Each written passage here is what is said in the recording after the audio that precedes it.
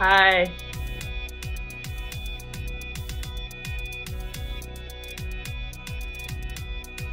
I'm here. We hear you. We're also live on TV right now.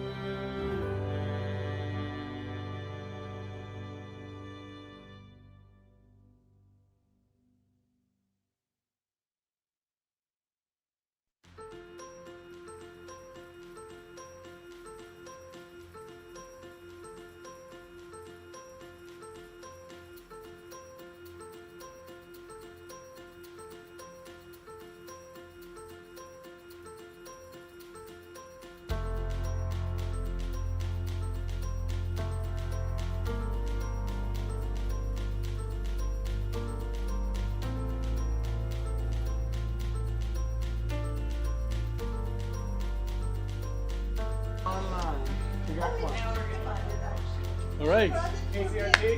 KCRT. Right. All right.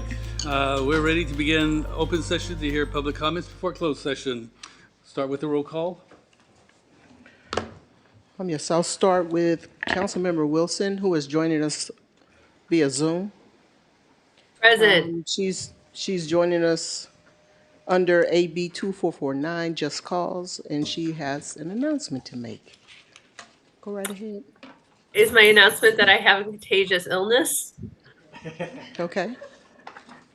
and I am present? Okay, and how many people will be in the room with you during closed session, if any? Oh, I'm sorry. There will be no one in the room with me during closed session. All right, thank you. Thank you. Councilmember Bonner, I'm here.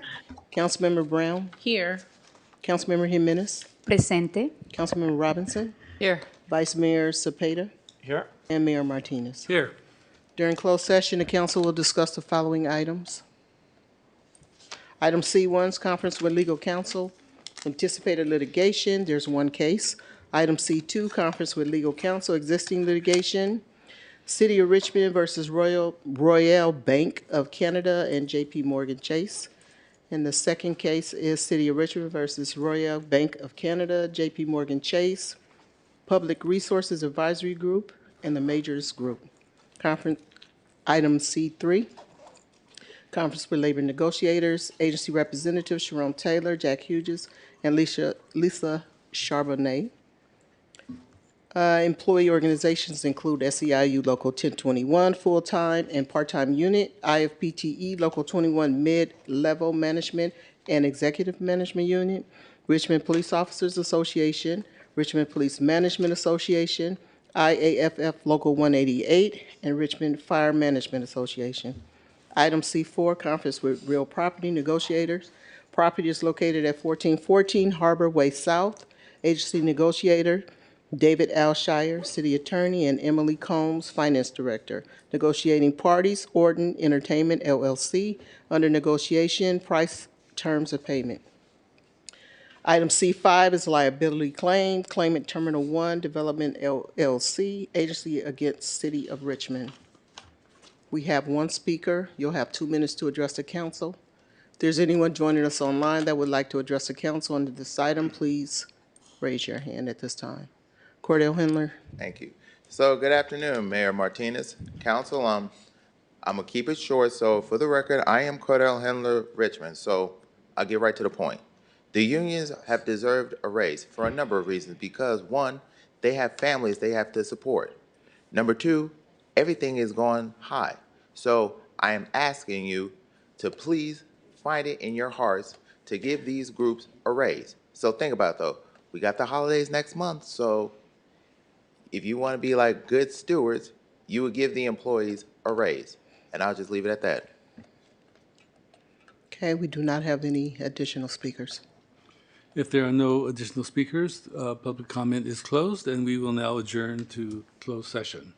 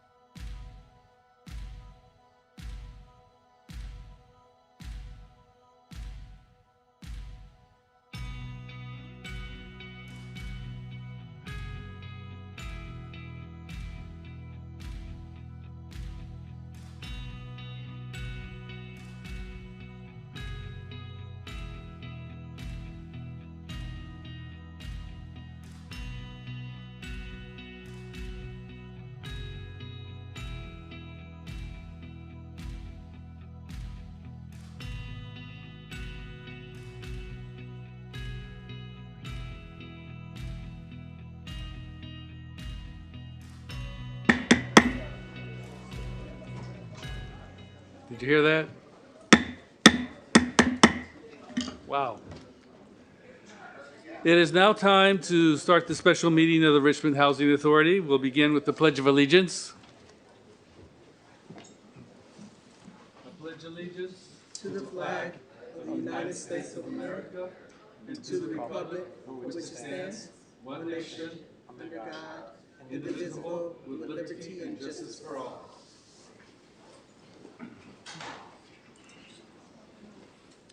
Roll call.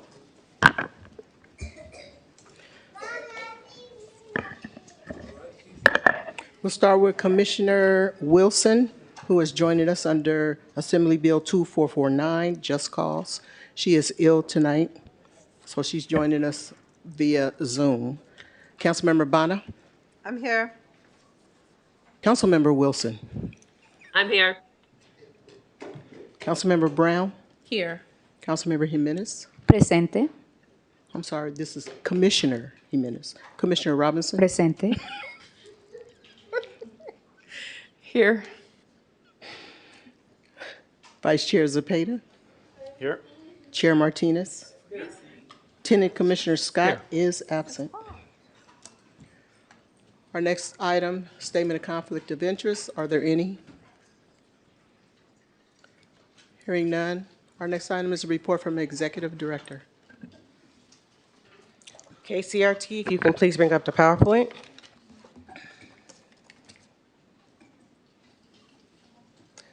Good evening, Commissioners. My name is Antoinette Terrell, Executive Director of Richmond Housing Authority. Tonight, I'll share an overview of our recent progress on current projects, along with updates on the federal shutdown. Next slide, please. The Richmond Housing Authority, with its partners and consultants, have begun the environmental review process for Nystrom and Richmond Village. This process ensures compliance with all environmental requirements and evaluates how the projects and their surroundings may affect one another. Next slide, please. The elevator at Nevin Plaza Phase 1 passed its state inspection on November 12, 2025. D&H Construction is now completing the final paperwork needed for the certificate of substantial completion. Once the certificate is issued, the contractor can move ahead with securing the final building permit. Next slide, please. HUD released the operating funds for October and November before the federal shutdown began, which ensured our programs continued without interruption. We've also received confirmation that December's operating funds will be obligated, with the availability expected at the beginning of the month. As a result, we do not anticipate any disruptions to our operating support during this period. Next slide, please. And thank you.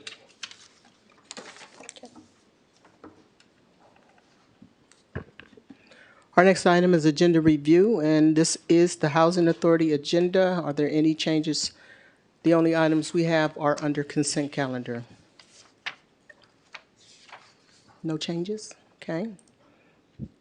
So next we need approval of the consent calendar. Is there a motion? I move the item. I'll second. We have a motion by Chair Martinez, a second by Vice Chair Zepeda. Councilmember Brown? Yes. Excuse me, Commissioner Brown, sorry. Yes Commissioner again. Bonner? Yes. Commissioner Jimenez? Yes. Commissioner Wilson? Yes. Commissioner Robinson? Yes. Vice Chair Zepeda? Yes. And Chair Martinez. Yes. The motion passes with Tenant Commissioner J.C. Scott absent. And just an observation before I adjourn. When you said Commission Nirvana, I heard Commission Nirvana. Okay. We are now adjourned.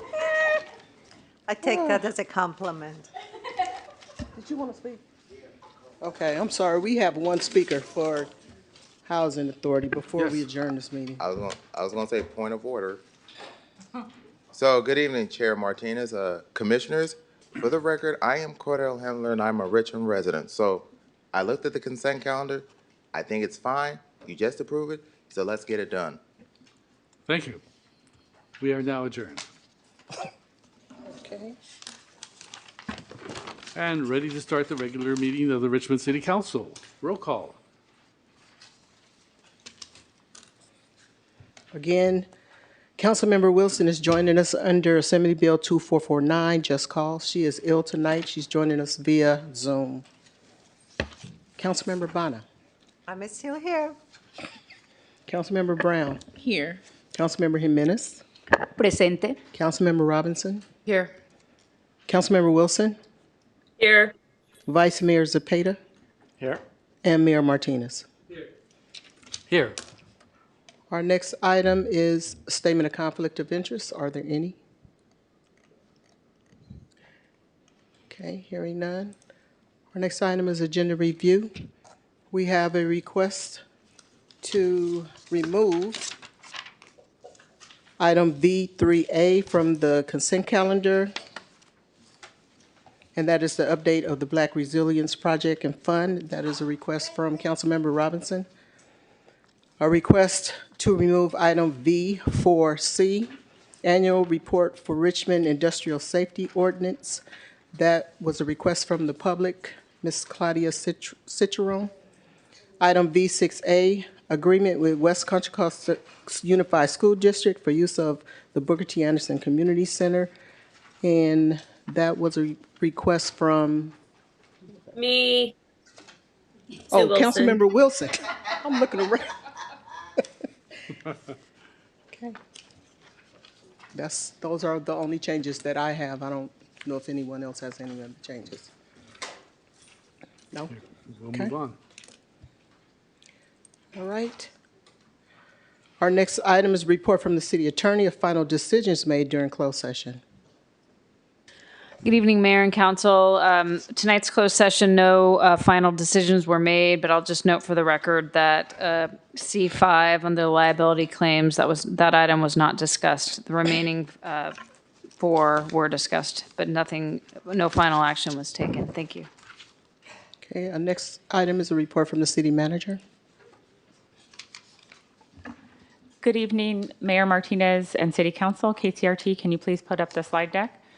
Good evening, Shasta Curl, Richmond City Manager. As a reminder, all of these items can be found in the weekly report that is distributed via email or by calling the City Manager's office at 510-620-6512. Next slide, please. Next slide. The 2025 community survey is still open. Please share your experiences and help shape our city's future. It only takes a few minutes and your responses are confidential. As a reminder, the survey closes November 28th. Please don't miss your chance to be heard. If you have questions, you can contact Patrick Seals at 510-307-8016. Again, 510-307-8016. Next slide. Please join the City of Richmond for a hands-on community workshop on sea level rise adaptation and resiliency. You can come learn how sea level rise may affect our shoreline and neighborhoods, share your input to shape Richmond's future, and enjoy food activities for all ages and raffles for gift cards. For more information, you can join us on December 9th from 6 to 8 p.m. at the Rise Center, which is at 3939 Bissell Avenue. And the URL is www.ci.richmond.ca.us/SLRARP. I love your excitement and thank you for being here this evening, young man. Next, this is actually really fun. We have our holiday tree lighting coming up, so please join us for this magical evening for the tree lighting. Please enjoy festival holiday music, cozy up story time with a special guest, and look forward to a few cheerful surprises. Don't forget to bring a special ornament to hang on the community tree.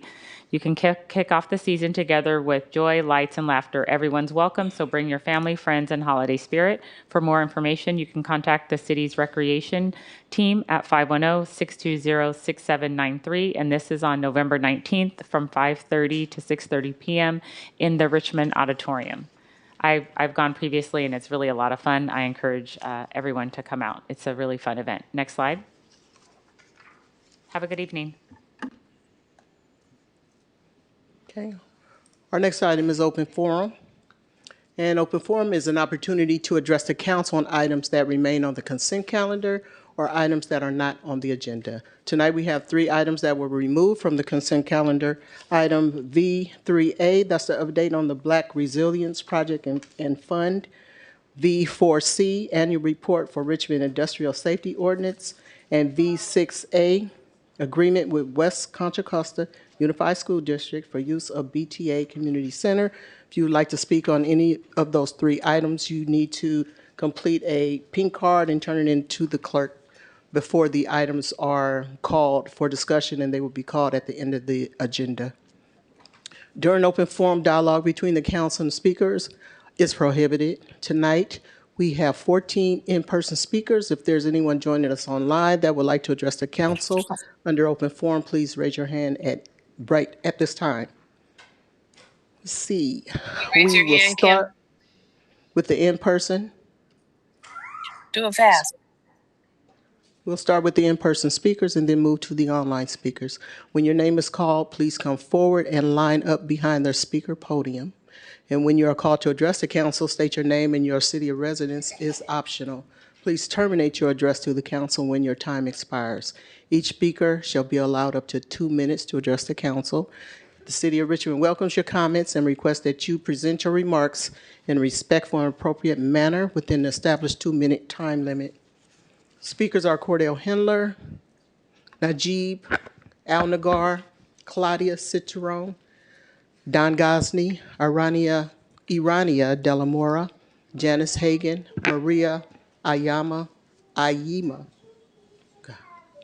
Courtney Cummings, Faisal Ayad, Jamin Purcell, Sergio Tostado, Raul Garcia, Diego Garcia, and Mark Wasberg. Cordell Hendler. Thank you. So, good evening, Mayor Martinez, council. For the record, I am Cordell Henler, and I'm a proud Richmond resident. So, what I'm distributing around is, if you recall at the September meeting when you all approved a contract with Gallagher to do the class and comp study, I thought that was interesting at first, but then I looked at Plano's Texas class and comp study, and I find it to because it's like they pay their employees more money, and I said, if Texas can do the class and comp study, so can Richmond. And I figure that because we try to keep our employees in Richmond because they are overworked for a number of reasons, because they have to stay here until they have their items be heard. So council needs to start looking at Texas as an item, as a thought, like how we can do the class and comp study to be better. That's one. And then number 2 is I felt really good for what y'all did to Riggers. Because every time I used to go there like every couple of months to enjoy the atmosphere, but now it's not there no more because they owe back rent. And I feel that is not fair, not only to Richmond, but to everyone. That you got people that are coming all the way as far as like Sacramento to enjoy a good glass of wine, but now it's gone. What's going to be in lieu of? I have no idea. That's 2. And then the final thing is, if you recall at the June 2024 meeting, when Raf Tellis presented to us about the workforce analysis, we still need more police because every business along this corridor has been getting a lot of concerns. People need to understand. We love RPD. We need to show them some courtesy. They need more. We need more police. And I'm gonna keep coming back here every single month until I see some police. Oh, I guarantee you, I'm not going nowhere. So you can count on that. Najib Al-Nagar. He'll be followed by Claudia Citron. Good evening, Mayor. Good evening, chamber staff. My name is Najib Al-Nagar. I've been calling Richmond for Joe for 1970 when I came an immigrant. My teacher called me because my name is kind of a little difficult, so she's sure to name me Joe. So I accept that, and then I've been, anyway. I was here since 1980, and I started business first in McDonald, and I've been going through with the number 6, Mr. Eduardo Martinez. Number 6 mayor, that's when I first came in here, from Tom Corona to Mr. Livingston to all of them. So I really appreciate what they've been here with the city.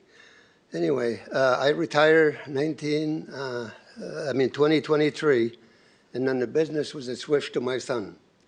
And then when we applied for the license, for the tobacco license, they said because the city have some changing, they don't accept the fee.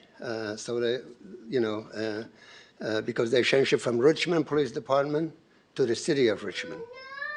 So we've been going, and then I was supposed to have a meeting on June this year, and then I was out of country at that meeting. So when I came back, they would put us already on a red light tag.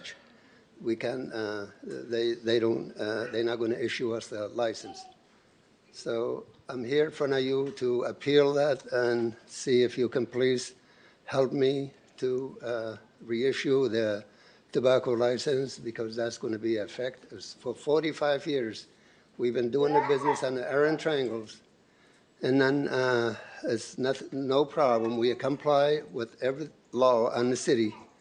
So I'm sitting here in front of you to appeal it and see if you can help me to approve the reissue the license. Your time has expired. Thank you. Claudia Citroen.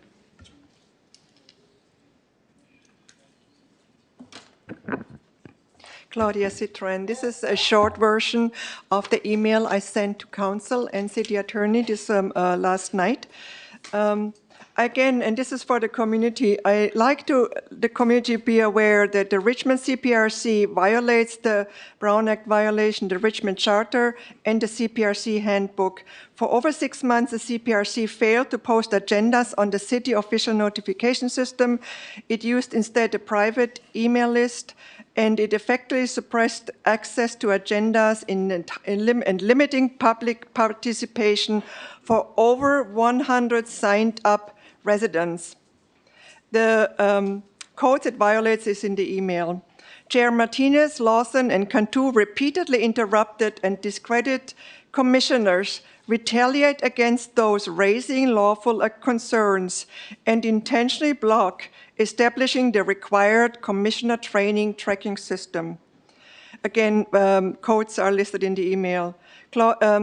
Council Liaison Jimenez habitually ignoring CPRC violations and conflicts of interest is nepotism under a bunch of other government codes. She fails to ensure CPRC compliance with city ordinances and intentionally uses city-sponsored nonprofits as lobbying tools to push personal political interests, further violating legal and ethical standards. So, Councillor Wilson repeatedly fails to recuse herself from CPRC-related council agenda discussions. Tonight will be another interesting issue, as outlined by City Attorney Alshire, and she mentioned that in a public meeting. Anyway, the rest is in the emails. You'll see it. I will post it on Facebook. Thank you so much.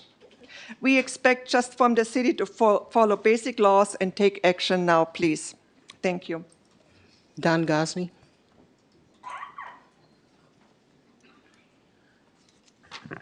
Please bear with me. Somebody snuck into my house and stole my voice, but I'm still going to try to talk.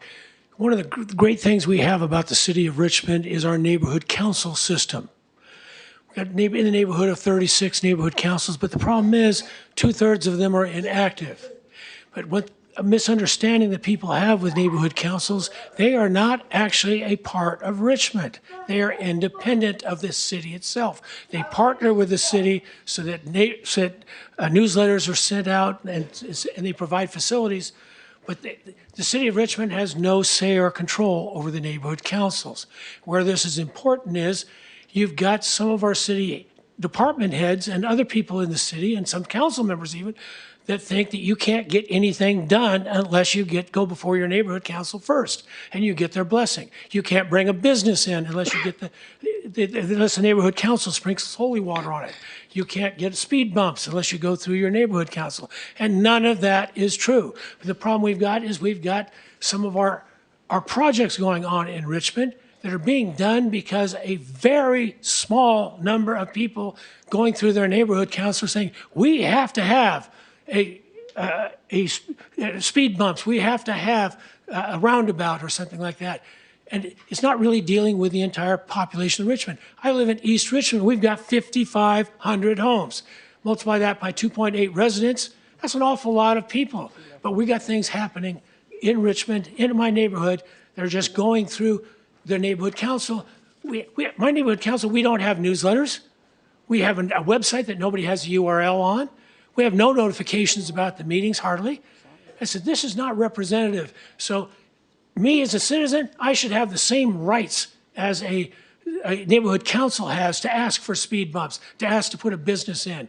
But at the same time, when you've got 2 or 3 individuals, don't start spending tax dollars on these things when it's not really approved by the community as a whole. Urania De La Mora.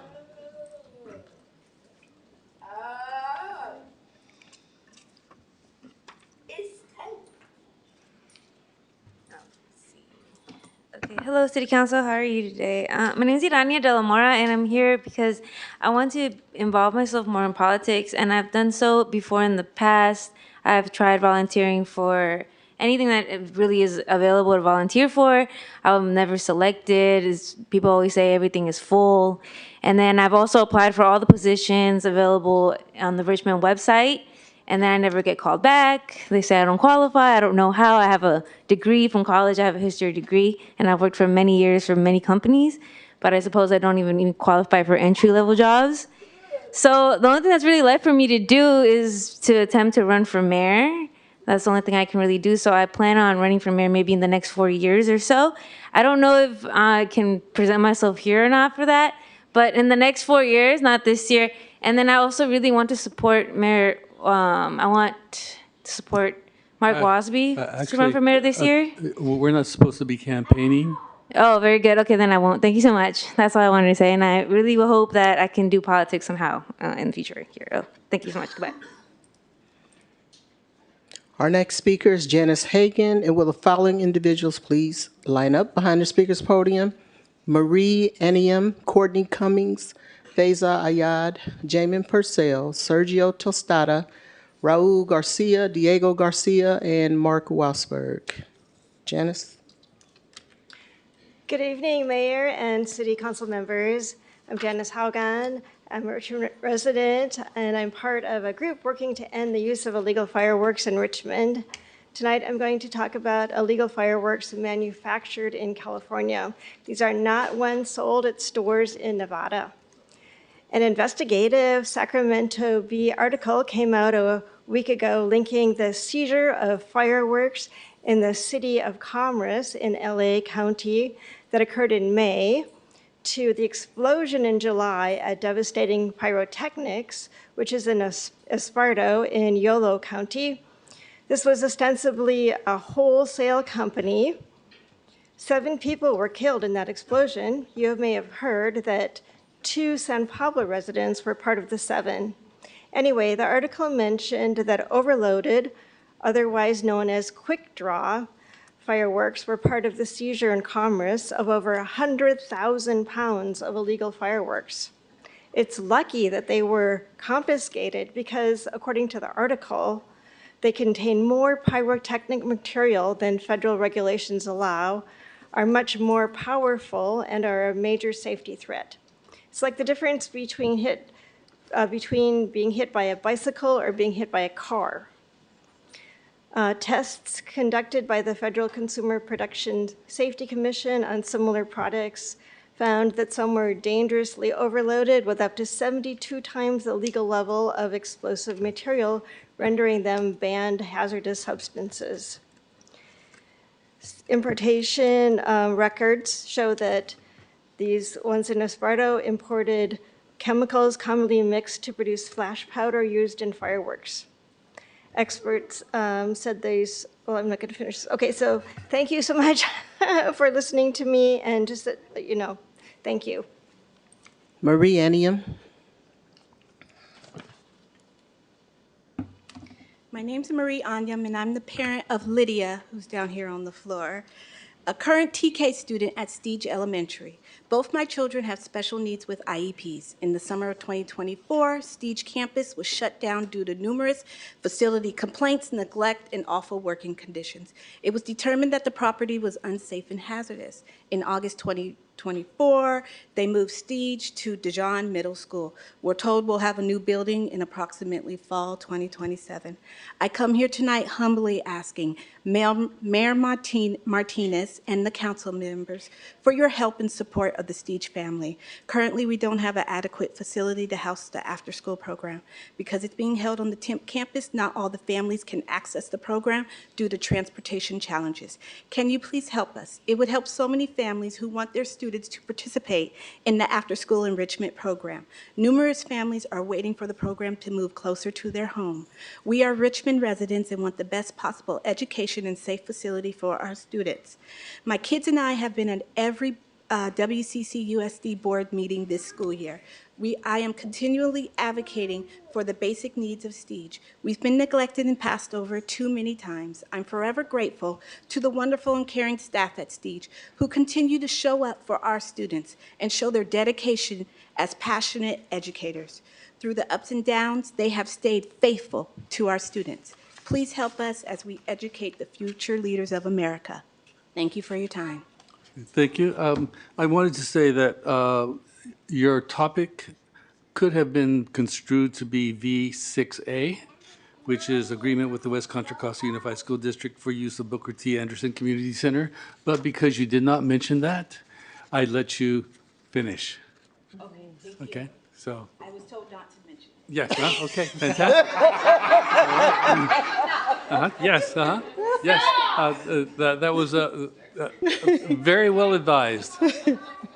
Courtney Cummings.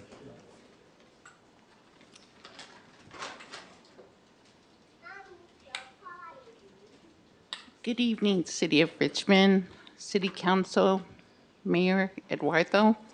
I'm here to just thank everybody on behalf of the Native American community located not only here, but our surrounding areas. It was a very successful annual Native American powwow this year, our 15th anniversary, that was held at the beautiful Civic Auditorium. So many people were impressed. And many people traveled from Santa Fe to honor the Santa Fe Indian Village, which was our theme this year. And it has been overlooked in the city of Richmond as being a vital part that has helped build our awesome city. I wanted to also say thank you to City of Richmond staff, City of Bragg, city staff members that were with us, Ms. LaShonda, Michelle Milam, and many of the civic leaders that joined us and visited with us. And we also had city council members from Pinot stop in and visit our fine city. So it's a wonderful event. Thank you again for helping us become 15th year anniversary in Richmond, and as chair coordinator and proud Richmond resident. Thank you on behalf of my community. Beza Ayad.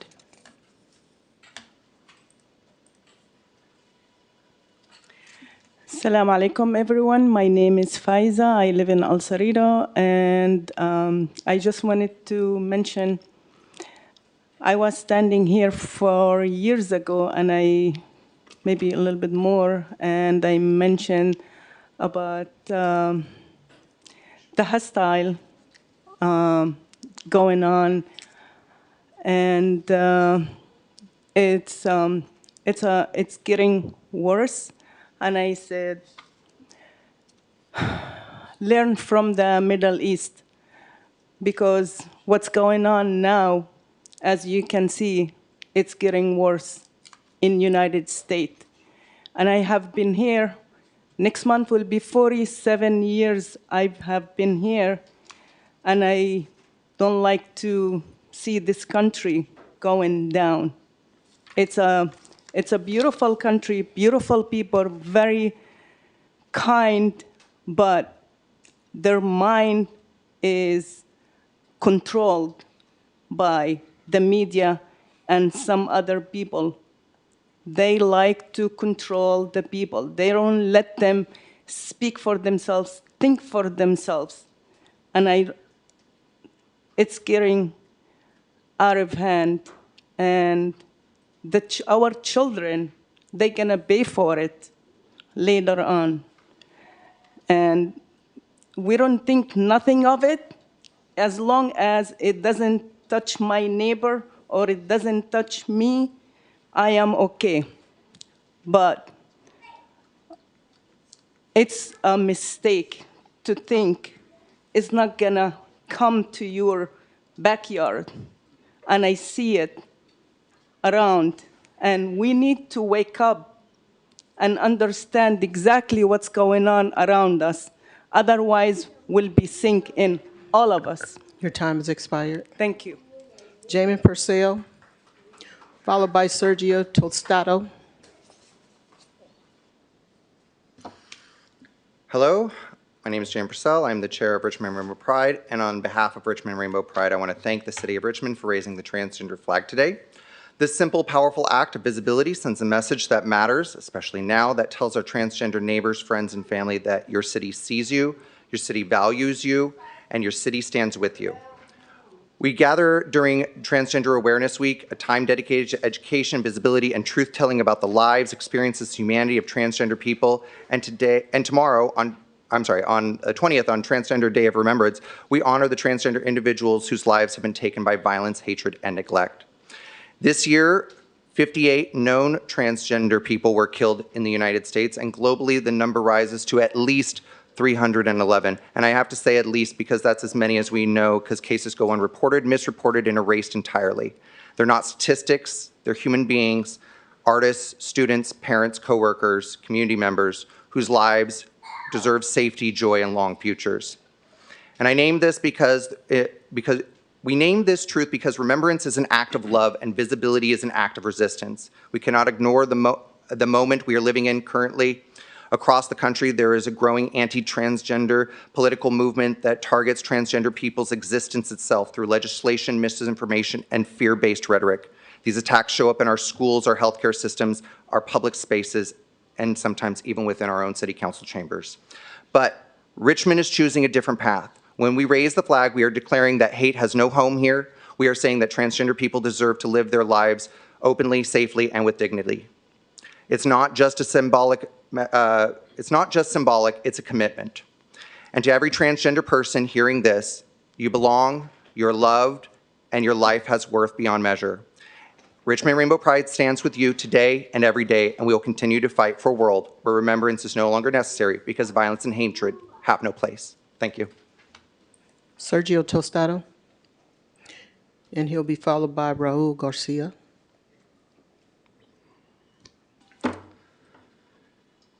Good evening, Mayor Eduardo and City Council. I'm Sergio Tostado. I'm an acting board member at Richmond Soul. We would like to cordially invite you to our first annual crab feed fundraiser. That's going to be held by our youth programs January 24th, 2026. We see these events as an important community building and strength tightening to all our communities. We will reach out directly to your offices with more information, and it's going to be public to everyone starting next week. But this is just the start of the many events that Richmond Soul is going to start providing for the community in the coming year. Thank you. Our next speaker is Diego Garcia, and he'll be followed by, Raul Garcia. It's okay. Raul. Followed by Diego, and then our last in-person speaker will be Mark Wasberg. Okay, yeah. Good evening, Mayor Eduardo and City Council. Today with me, my name is Raul Garcia. I'm the director of Richmond Soul. Today with me, I have some of our soccer players, boys and girls, coaches, longtime coach, longtime friend of mine, teammate, and now an active board member as well of our club. Today I'm here to speak about the ongoing issue of lack of safe public fields with lighting in our city. The MLK turf field has now been without light for nearly 2 weeks due to vandalism of the wiring. This has created a major challenge for our youth soccer programs, not only for our club, but for surrounding clubs like Richmond United and Richmond Rayados. To make matters more difficult, school district fields are not available to us at this time. The facilities are currently used by the teams that are wrapped up with football and soccer now. We understand and appreciate that the city and Parks Recreation staff are working hard to resolve this issue as quickly as possible. However, the impact on our youth has been significant. We hope to see both an immediate fix and a long-term plan to ensure safe, reliable, and accessible fields for our youth. Thank you for your time and consideration. Diego Garcia.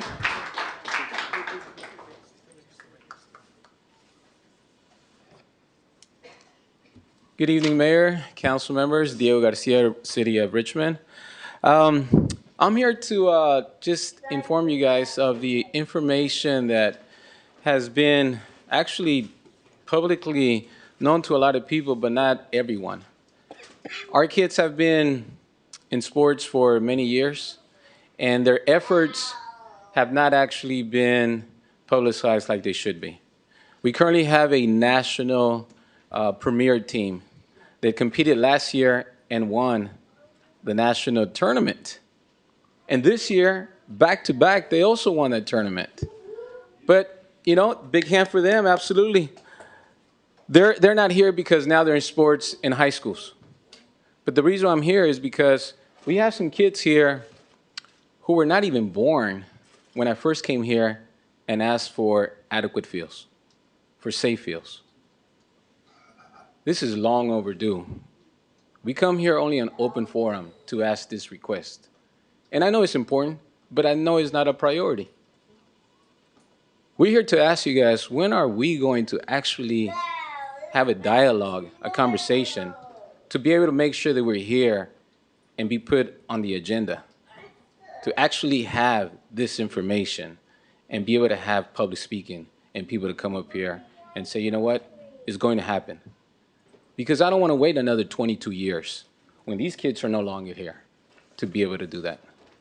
So I'm asking you guys for your support, continued support, to be able to do that and make sure we place on the agenda for that support and be able to see what we can do that. Because now we have the money. Before we did it. Now we do. Right? Chump change, but it's okay. We have some money. So, and the other thing that happened, the other thing, that invitation that we didn't say was the Thanksgiving food drive. 18 years of doing that. Hopefully you guys can be there on the 18th. I'm sorry, Thursday? Oh, sorry. Time's expired. Time expired. It was Thursday. Thank you guys so much. Thank you guys, coaches and kids. Thank you guys. Mark Wasberg.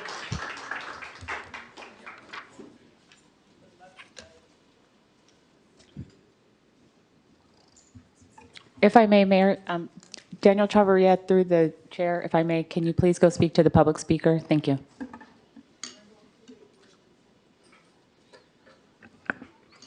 Christmas time's coming around.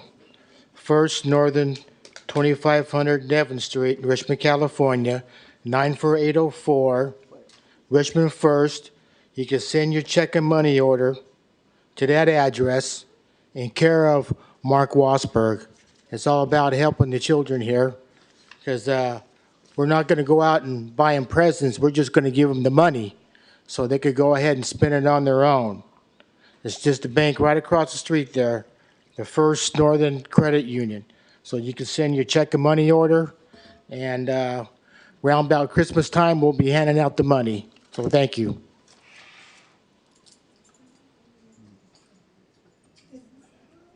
That was our last in-person speaker. Now we'll move to the online speakers, and we have 11 speakers.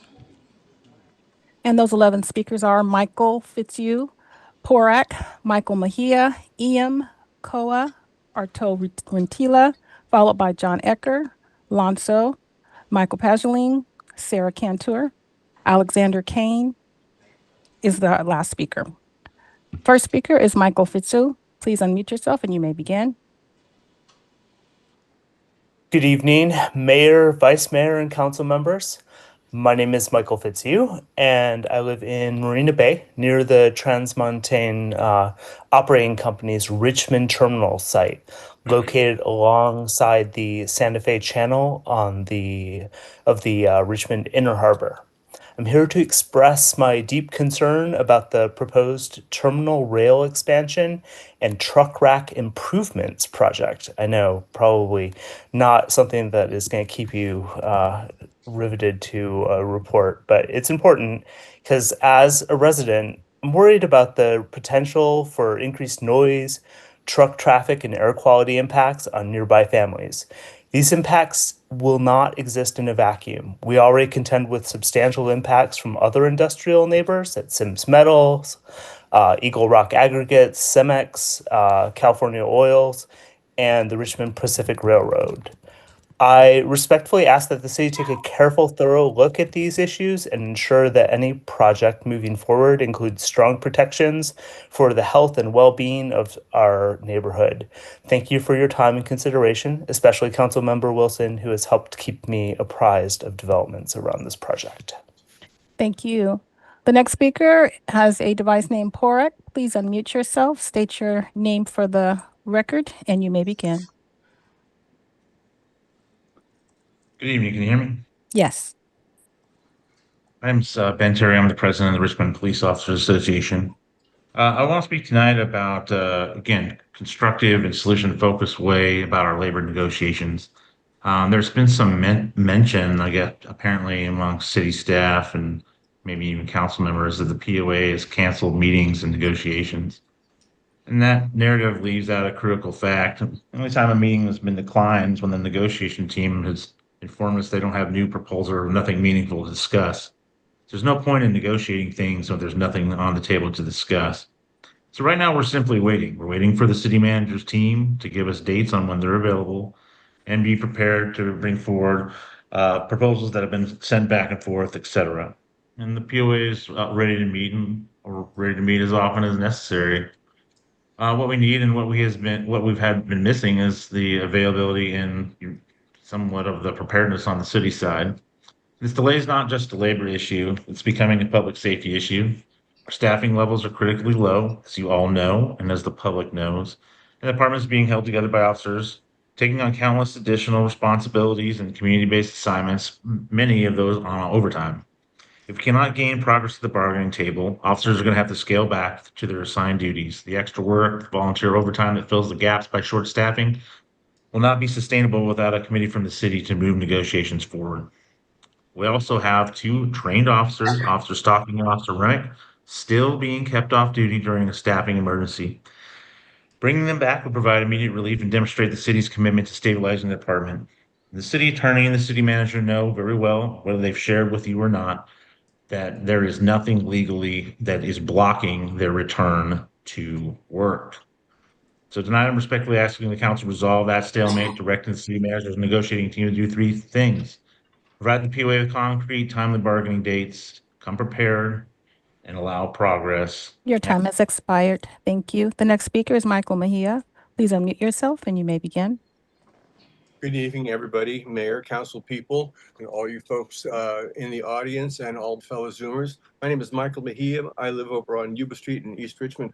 And I just wanted to share a couple of things. First of all, I just want to tip my hat to Councilperson Donna for this incredible email that she sends out who knows how often. It's 1,800 words. It is elaborate, it is well researched, it is well presented. As an academic in the later part of my photographic career, I wrote these things. I know exactly how much it takes and how much you stick your neck out when you commit to this information. So thank you, thank you, thank you for that hard work. I also want to go to what Janice Hagan was talking about, the explosion in commerce. And I was reminded, out in my shed, I have the box ends from Hercules powder that they used to come in.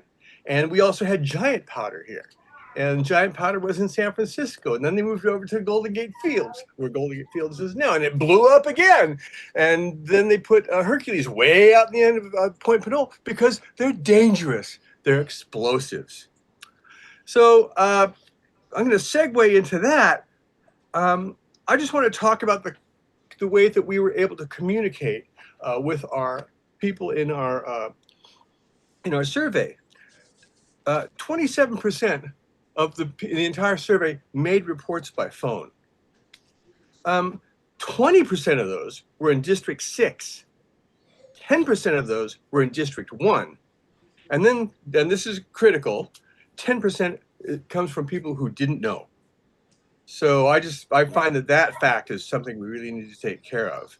But there were also successes in that effort too.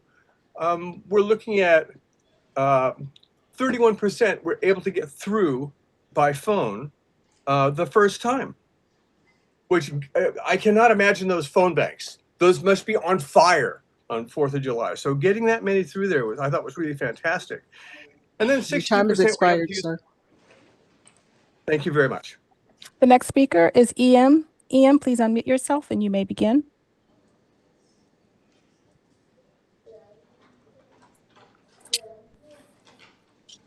EM. Yes, sorry. Good evening, Mayor and City Council. My name is Enric, and I am a member of the Richmond Police Officers Association. We need real bargaining dates. The city keeps saying the POA canceled meetings, but the truth is simply the city offered dates, offered no dates with no proposals, no movement, and nothing to negotiate. Showing up to a meeting with nothing new isn't bargaining, it's stalling. We are ready to meet any day, any time, as long as the city comes prepared with actual proposals. The delay is harming recruitment, retention, and morale. Our staffing crisis is not theoretical. We feel it every shift. Officers are burned out, mandatory holdovers have become normal, and recruitment has stalled because of potential applicants see the city's failing to bargaining in good faith. The fastest way to stabilize this department is to get both sides back to the table with the real proposals. Also, bring back Officer Stocking and Officer Remick, both officers who saved lives that day. These officers have been kept off duty far too long, even after key issues have been resolved. Richmond can't afford to bench trained officers while we're in a staffing crisis. If the city wants a safer Richmond and a healthier workload for officers, bring them back to work. I urge the city manager and council to direct staff to schedule new meaningful bargaining dates immediately and to ensure the city actually shows up ready to negotiate. And I ask you to prioritize returning Officer Stocking and Remick to duty. Thank you. Thank you. Our next speaker is Koa. Please state your first and last name for the record and you may begin. Hello, good evening. My name is Kwan Nguyen. I'm a 15-year city employee, and I'm also a member of the Richmond POA. Richmond police officers have been out of contract with the city for about 5 months now, and the city has not provided any further dates with the Richmond POA to negotiate for a new contract. While other labor groups are getting closer to a new contract, the Richmond POA has continued to be left out in the dark. This is unacceptable, and this is not negotiating in good faith. So I'm speaking today to urge the city to provide dates and for the city council to provide meaningful parameters to their negotiations team so that the city and the union can continue to engage in good faith negotiations. What Richmond police officers want most now is for the Richmond POA and for the city to come to a contract agreement with the city so that we can focus on what's important, which is protecting and serving the residents of the city and all of those who come to work and visit this city. I also want to urge the city to bring back Officer Remick and Officer Stocking. Officer Remick and Officer Stocking have already been cleared internally of any wrongdoing, and there are no prosecuting bodies, either locally here at the county, at the district attorney's office, or at the state level, at the attorney general's office, who are pursuing any criminal wrongdoings against Officer Remick and Officer Stocking. Simply said, Officer Remick and Officer Stocking are kept at home on tax dollars just for political reasons. The city leadership needs to stand up for their employees. When the city employs a city employee to do their job, and when that employee goes out to do their job as expected by the city and the public, and ends up making a split-second decision that is done within the parameters of the law and within the parameters of the police department's policy, the city leadership needs to back up and can support their employee. If that doesn't happen, then simply said, being a police officer here in Richmond is not safe for any of us. Richmond police officers are not afraid of running towards the sound of gunfire or putting ourselves in physical harm, but we are afraid and deeply concerned for the lack of support from our leadership. Thank you. Thank you. Our next speaker is Arto Rentila. Please unmute yourself and you may begin. Nice try, Rentila. I want to say thank you to the mayor and city council. My name is Arto Rentila. I'm calling to thank our city manager for asking me to sit on the interview process for our next police chief. I don't think our city manager gets enough thanks, so thank you for that. And I also want to thank our retiring police chief, Bisa French, for everything she's done on behalf of all the neighborhoods and the neighborhood councils. Thank you, and as well to Lieutenant Donovan Deschutes. Thank you for everything that you've done, and thank you for serving the city of Richmond. Thank you. Thank you. Our next speaker is John Ecker. Please unmute yourself and you may begin. Good evening, Mayor and City Council. My name is John Ecker. I'm here as a member of the Richmond Police Officers Association. I'm here to comment on contract negotiations, retention, and recruitment. The city's delays and poor preparedness have made it impossible to have substantive negotiations. Meetings with no proposals and no movement aren't negotiations. It's stalling and gamesmanship. These delays do nothing but cost the city valuable officers or possible officers when they can ill afford it during a staffing crisis. This is not hyperbole. It is common now to have mandatory shifts, which result in 18-hour plus days and or time away from the family. I know at least 8 officers that have or are thinking about applying to other agencies because of this. To fix this and provide the people of the city with the service and safety it deserves, I'm asking the City Council to do 2 things. They should bring back Officer Remick and Officer Stocking, who have been sidelined. They've been cleared internally and by third party. They did nothing but do their jobs that day. And they're sidelined for nothing but politics.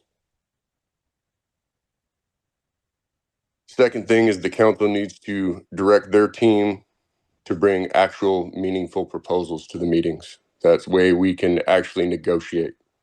I yield. Thank you. Our next speaker is Lonzo. Lonzo, please state your full name for the record and you may begin.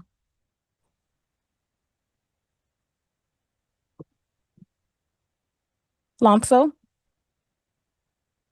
Good evening. My name is Nathan Lonzo, and I'm a police officer with the Richmond Police Department. Tonight, I want to speak from the heart about what it feels like to work in this department right now. I've served the citizens of Richmond for over 20 years. I've seen the highs and the lows. We are tired. We are stretched thin. Many of us working overtime week after week, in addition to our regular assignments. We miss time with our families just to keep this city covered. And while we're carrying this load, negotiations have stalled. Not because the POA won't meet, but because the city has repeatedly come to the table with nothing to negotiate. The only time the POA canceled a meeting was when the city told us there was no new proposal, no movement, nothing meaningful to discuss.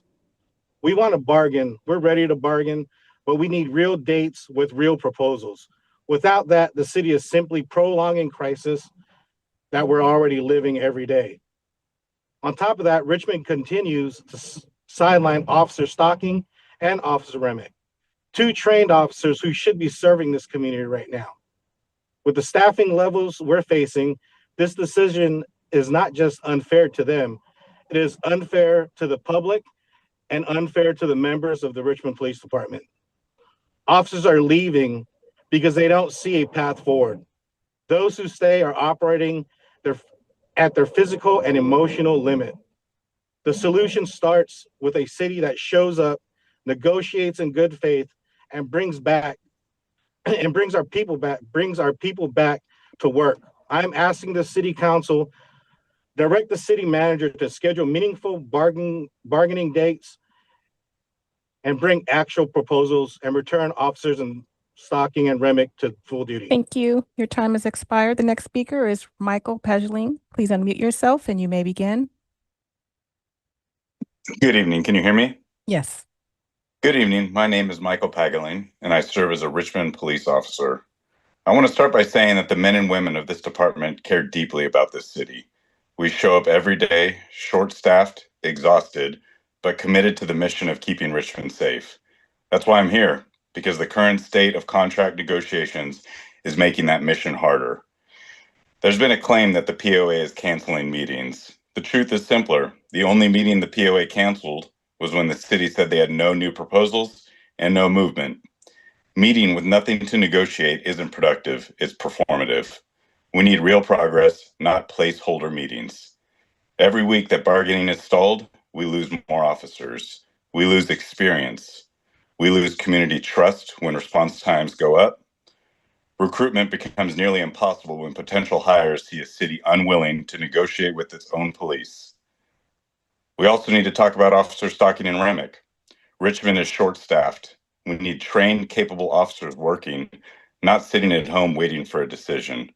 Bringing them back strengthens the department and helps stabilize a workforce that is stretched to the limit. I'm asking the council to please direct your staff to schedule real bargaining dates, come prepared with meaningful proposals, and move toward returning these officers to duty. This city deserves a police department that is supported, staffed, and stable. The officers have done our part. We need the city to do their part. Thank you. Thank you. The next speaker is Sarah. Sarah, please unmute yourself, state your last name for the record, and you may begin.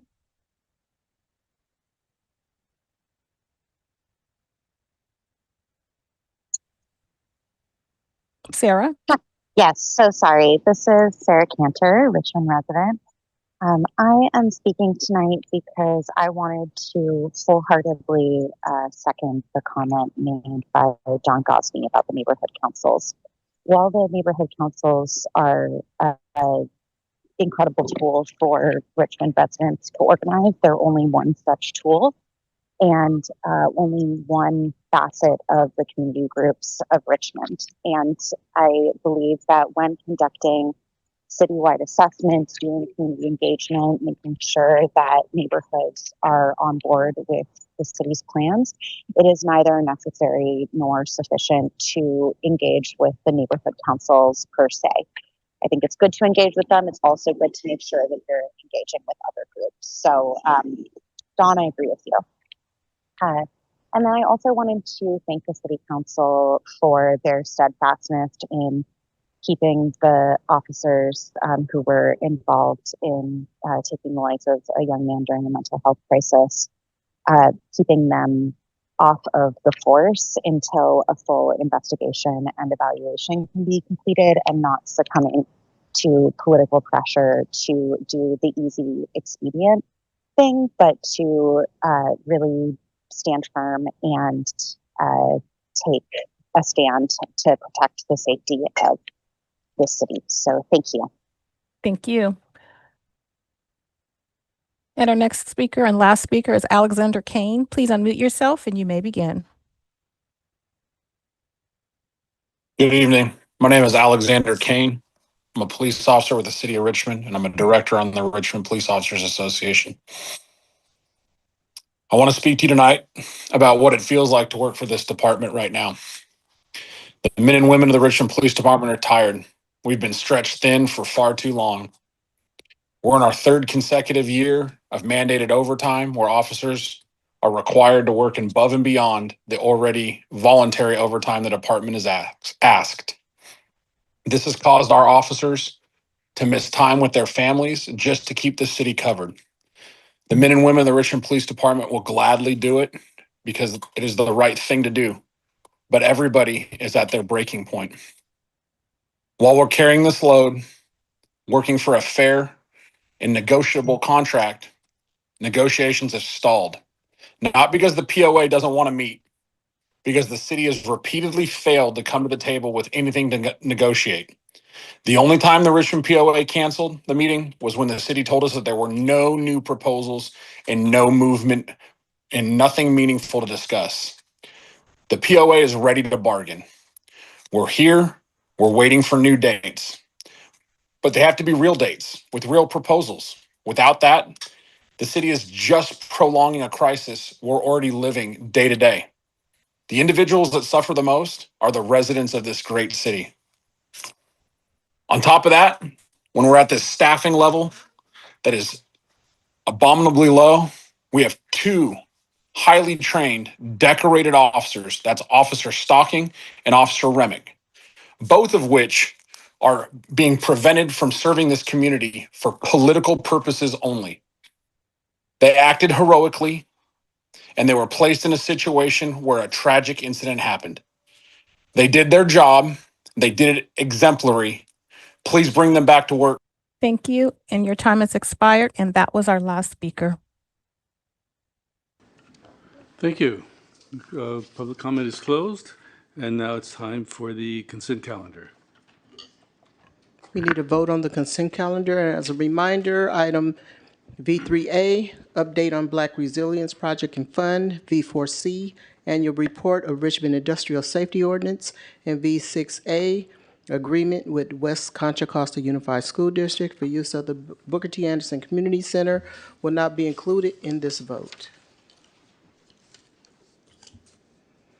I move the agenda. Do we have a second? I'll second. We have a motion by Councilmember Jimenez, second by Vice Mayor Zepeda. Councilmember Brown? Yes. Councilmember Bonner? Yes. Councilmember Jimenez? Yes. Councilmember Wilson? Yes. Councilmember Robinson? Yes. Vice Mayor Zepeda? Yes. And Mayor Martinez. Yes. The vote is unanimous. Okay, our next item is under new business.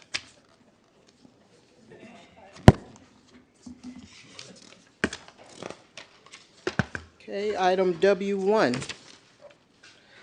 Adopt revisions to Richmond Police Department Policies 306 and 429 to 1, establish required timelines and content for officer-involved shooting, public communications, and 2, confirm that body-worn camera release standards are aligned with state law, including California Government Code 7923.625 and Assembly Bill 748, and receive an update on the plan to conduct an assessment of mental health services in Richmond.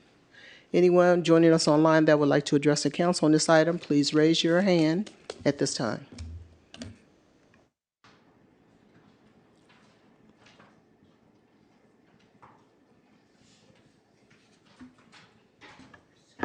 Good evening, Mayor Martinez and City Council members, LaShonda White, Deputy City Manager, and I have Assistant Chief Tim Simmons here from the Richmond Police Department. We will be presenting tonight's item. KCRT, if you could please pull up the slide deck. All right. Good evening, Honorable Mayor, Council. I'm going to start this off. So just by way of background and the council directive, on September 23rd, 2025, City Council passed resolution number 139-25, directing changes to the Police Department Policy Section 306 and 429, and then to come back with an update, a status update as to where we are. So that's what the purpose of this is today, is to kind of show you where we're at with that process. The OIS communication protocol is policy 306 for your reference, and the body-worn camera release standards is policy 429.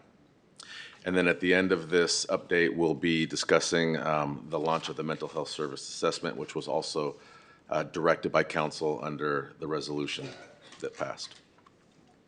So policy 306, officer-involved shootings. This establishes the procedures for investigating OIS incidents, officer-involved shootings and custody deaths. They're all covered under that same policy. The new policy and the amendments will now require that the press release is conducted within the first 24 hours.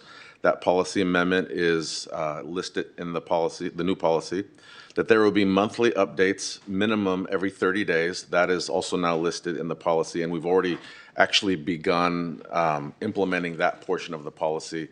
I've been providing the council with the first 30-day update already, and the next one is forthcoming. It also provides clear identification of the investigative agencies and support services. So within that first press release will also be included all of the agencies that are involved in the investigation and information on the CPRC and what their role is in the investigation. This policy is meant to emphasize transparency, accountability, and to address officer wellness as it relates to the incident they were in. Policy 429, which is critical incident audio and video releases. The policy amendment, in accordance with council direction, will align with California Government Code 7923.625 and AB 748. The direction is, and the policy amendment is, that footage must be released with minimal redactions, only those that are allowable by state law. Privacy protections for subjects, minors, and deceased individuals, and disclosure timelines, no longer than 45 days after the known date of the incident, as long as it does not interfere with the investigation. If there is a delay for some sort because it interferes with the investigation, then every 30 days it has to be reassessed and council has to be updated. And I'll pass this portion off to my colleague. Thank you, Assistant Chief Simmons. Okay, so per City Council direction, staff, the city manager was directed to work with staff and a consultant to conduct an assessment of mental health services available in Richmond. This assessment should offer recommendations for how the city can commit resources to improve access to mental health services. We will, sorry. You guys say next slide. Oh, so it's okay. Okay, we're okay here. We were getting some direction from our amazing KCRT staff, so thank you, KCRT. Right. So for mental health assessment, we will be doing a request for proposals as stated, and we are going to, sorry, hard for me to see from up here. We're going to, the consultant will strengthen, look at the ability to strengthen our local mental health systems. They will ensure equitable access for residents, and they will assess behavioral and mental health resources and come up with strategies for support. So as a city, we understand there is a need to strengthen local mental health systems and ensure equitable access for Richmond residents. So we are excited to be able to put forth this RFP. This work will be done in collaboration with Community Services Department, Sam Vaughn, as well as Michael Romero from the CCRP team. We feel like there's strong alignment for this work there. Next slide, please. So through the assessment, there are 4 things that were highlighted in the staff report or the direction from City Council. The proposed assessment will provide a clear understanding of the current landscape of mental health services in Richmond, identifying gaps in coverage, coordination, and accessibility, with particular attention to underserved and high-risk populations. It is anticipated that the selected consultant will engage in, but may not be limited to, the following tasks. We will do an inventory of services. So we do acknowledge that there's a lot of work that has already been done within the city of Richmond, and we want to build on the assets that are already here in Richmond. So we'll be looking at public, private, nonprofit, as well as county operated programs. Attached in the agenda report is a draft resource guide that was developed by the Community Crisis Response Program, and it's included as attachment 3. So we'll build off of that and continue to add to the existing resources that are available to Richmond residents right now. We'll also do a gap analysis, which will evaluate unmet needs and service gaps, including geographic, cultural, linguistic, affordability, and affordability barriers. We'll make sure we include community engagement in this report, in this assessment. We'll facilitate everything from listening sessions to stakeholder interviews with residents, as well as community-based organizations, service providers, and individuals with lived experiences to understand what is available resources are here in Richmond, what access people have, and what gaps there are in services, as well as the quality of services. Next slide, please. We'll also do a crisis response assessment. We want to review existing response systems and recommend strategies for improving coordination, especially for incidents involving trauma or crisis, such as officer-involved shootings. Finally, the report will develop actionable recommendations for how the city can commit its resources to increase mental health services and capacity, address barriers to access, and enhance community outreach and education. Next slide. Here is a draft timeline. It is slightly shifted from what is included in the staff report. So we initially thought that this would be coming forth 2 weeks ago. So because of that, we're pushing the timeline out a little bit.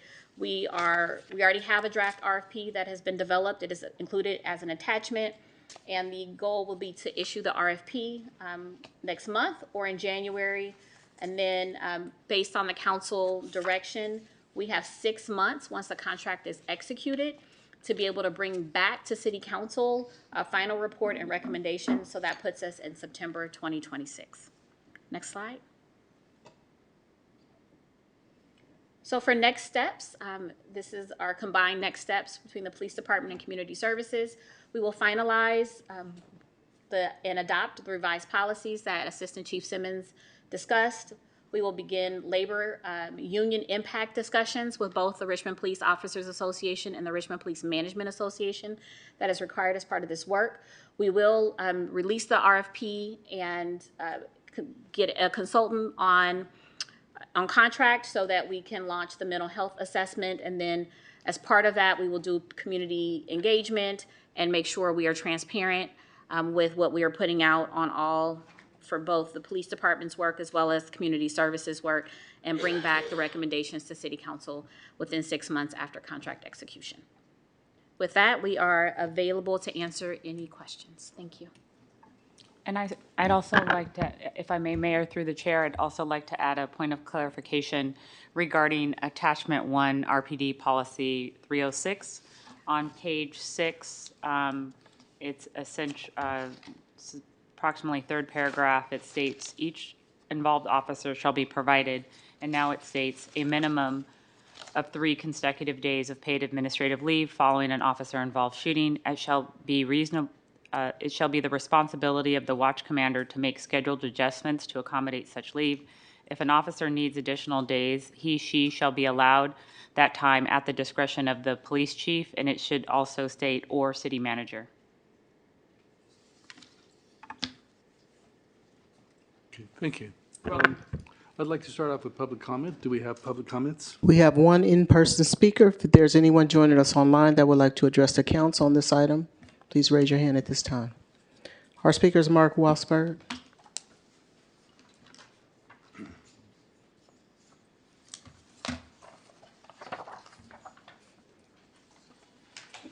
There's no way that you could do an investigation in 24 hours and let the public know what everything happened. This mental illness is just a cop-out. After the Floyd incident, every cop shooting was mental illness. A black person gets pulled over, mental illness. I said, these people are out there attacking cops, knives and guns and cars, and say they got mental illness. So every time a cop shoot and kill somebody, it's mental illness. Anybody pull a gun on me, I guarantee I would shoot him and ask questions later. It's just the city council henpicking on the cops, took the sides of the BLM just because of the Floyd incident. That's all it is, a bunch of stupid, dumb politics. That's all it is. Face it, the RPA, the Richmond City Council, hates the Richmond PD. This is why these 2 cops are not coming back. They want them off the force. For anybody, it's called suicide by cop. If anybody's stupid enough to pull a gun or a weapon or try to run them over, you're going to get shot, because a police officer only has a fraction of a second to determine if he's going to live or die. And I guarantee you he's going to take that fraction of a second in his favor. I mean, this is stupid. All it is the city council taking the sides of this radical crap just to go after law enforcement. It all happened after the Floyd incident. You couldn't even a cop couldn't even arrest a black person after the Floyd incident. This is how stupid the whole thing is. But it's not going to stop the law enforcement for doing their job. Every day I get on the internet, I see these people throwing rocks at cops, try to run them over. And what do you do? The cop shoots and kills them. Then they file a lawsuit. Oh, mental illness. You get what you deserve going out there and Time's being expired. stupid. That was our only in-person speaker. Now we'll move to the online speakers. We have 2 speakers. And those 2 speakers are Andre Melendez and Sarah Cantor will be the last speaker. Andrew, please unmute yourself and you may begin. Good evening, Mayor and City Council. My name is Andrew Melendez, lifelong Richmond resident. Just speaking in support of this item, I think something like this is a long time coming. And I think this kind of accountability and transparency that we'll have for our community after these kinds of tragic incidents will be so appreciated and helpful in order to increase transparency. Again, just always thinking and just always want to uplift the life and legacy of Angel Montaño. You know, despite the comments of her today, you know, he was someone who had a family and was loved and deserves the respect, and deserves the accountability from our departments when it comes to sharing information about what happened with his case. And so the hope is that moving forward, we can use these policies in order to have transparency and accountability for all folks who are impacted by officer involved shootings, and ensure that there is no bias, and ensure that at all times during communications there is that transparency with body cam footage to the statements that are being released. The hope, and in terms of the mental health services, I'm glad that something like this is happening.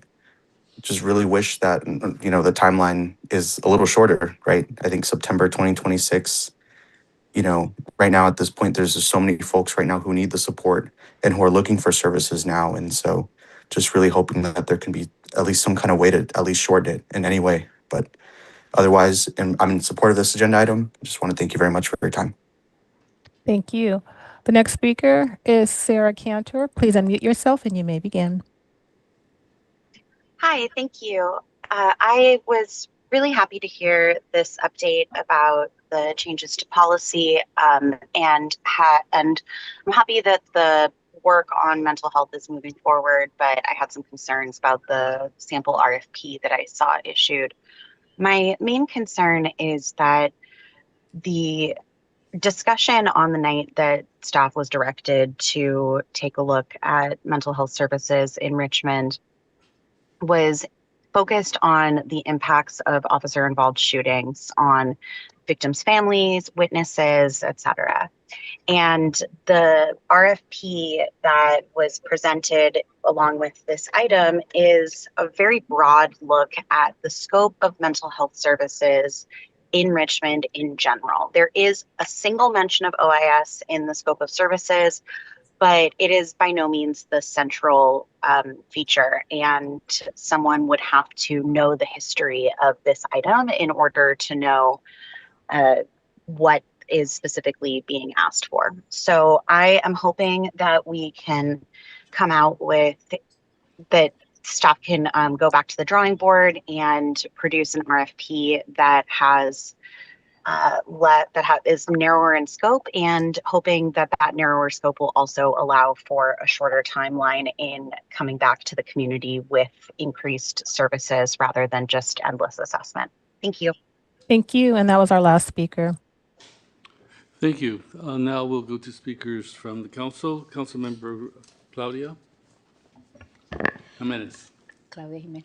Thank you so much, and thank you for the work and coming back with detail, and have the opportunity to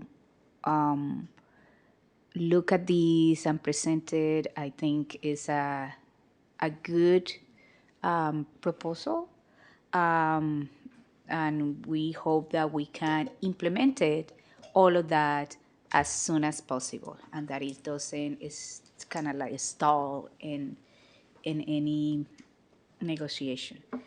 I think like I agree with some of the comments about the RFP.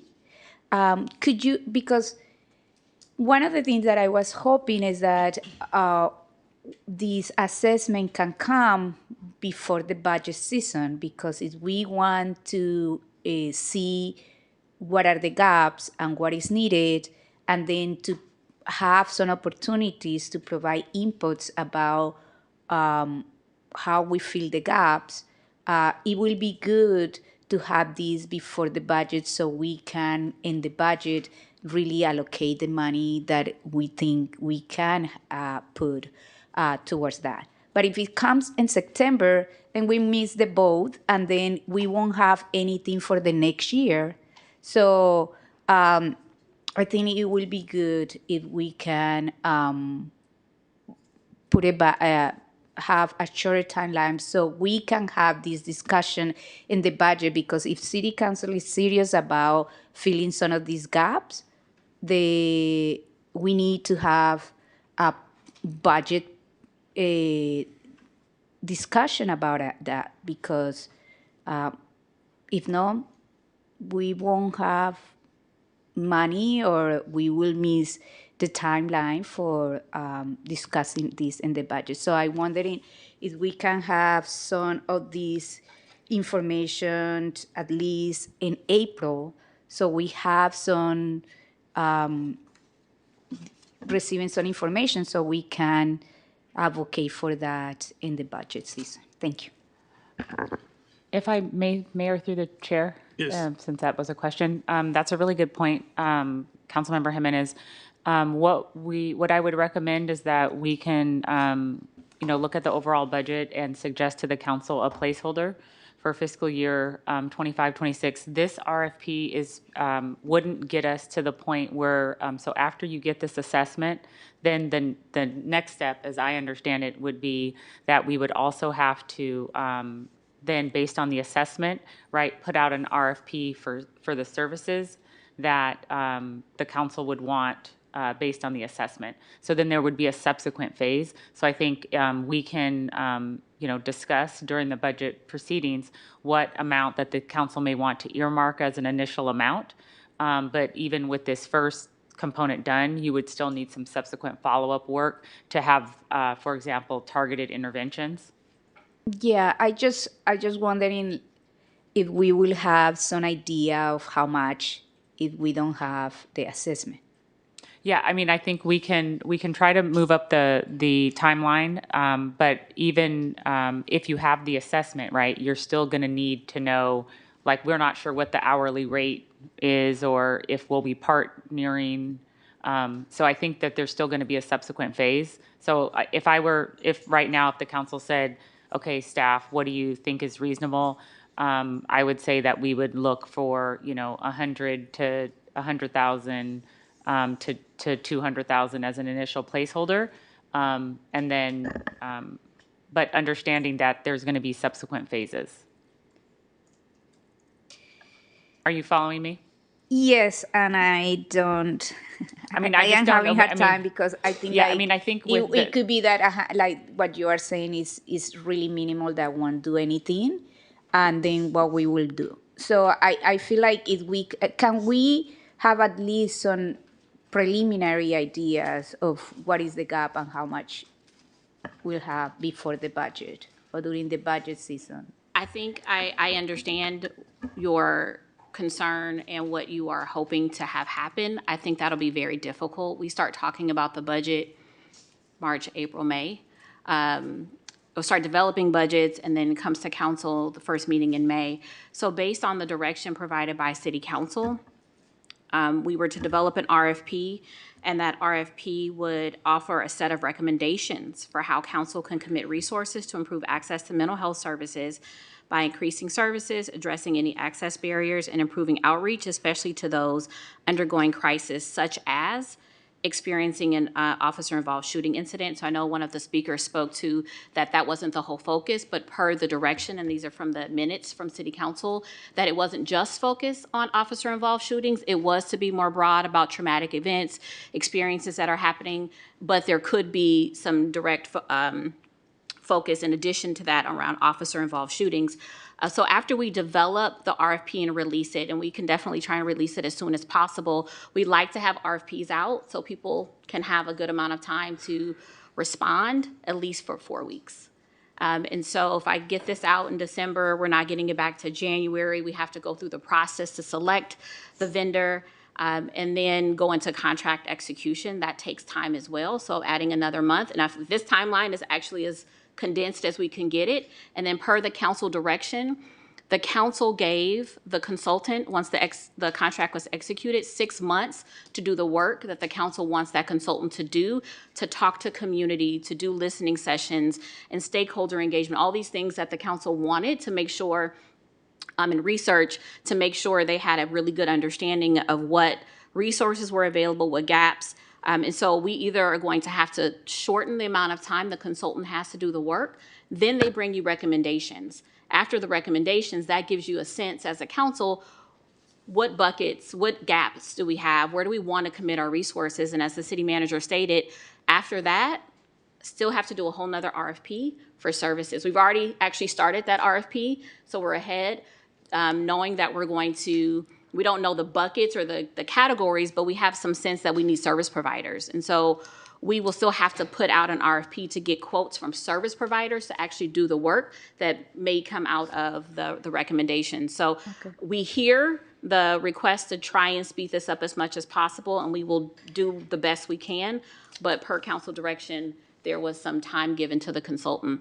We need time, and then the consultant needs time to do the work, and then bring it back to city council. Okay, but then we can have some placeholder in the budget. We've and done we that can- before. Okay. Yes, we've done that Okay. before on other items where we'll hold money, and this council has not been shy about coming back, allowing us to come back and ask for additional funding if needed. Yeah. If there's a Yeah, a and need also that's like in come the up. second part is that RFP, if we decided that we cannot provide this in-house, but potentially we can provide some of that in-house, so it won't be an RFP as well. So, thank you. Thank you. Yeah, and if I may, the other thing is because of so many challenges right now happening at the federal level regarding insurance coverage, I think it'll be helpful for us. This timeline also enables us to see if the federal government potentially does restore any of the ACA subsidies or not, because if we already have a very large population of residents that are what we classify as residually uninsured. And so if that number increases as a result of decreases in the ACA subsidies, we want to make sure that we capture their needs in this work. And so that way the council really has a better accurate look at who does need services, because we know this is really important. All right, Councilmember Doria Robinson. Hi. So first off, I just wanted to say thank you for all of your work on this item. I know it's not an easy one, and I think that it came out really good. It feels really good. I did want to address a single comment that was made around having a broad assessment of mental health services. And it's just a quick comment that, I actually really do want a broad assessment, because I feel like when you get to the point of having an officer involved shooting, you're too late. You're too late.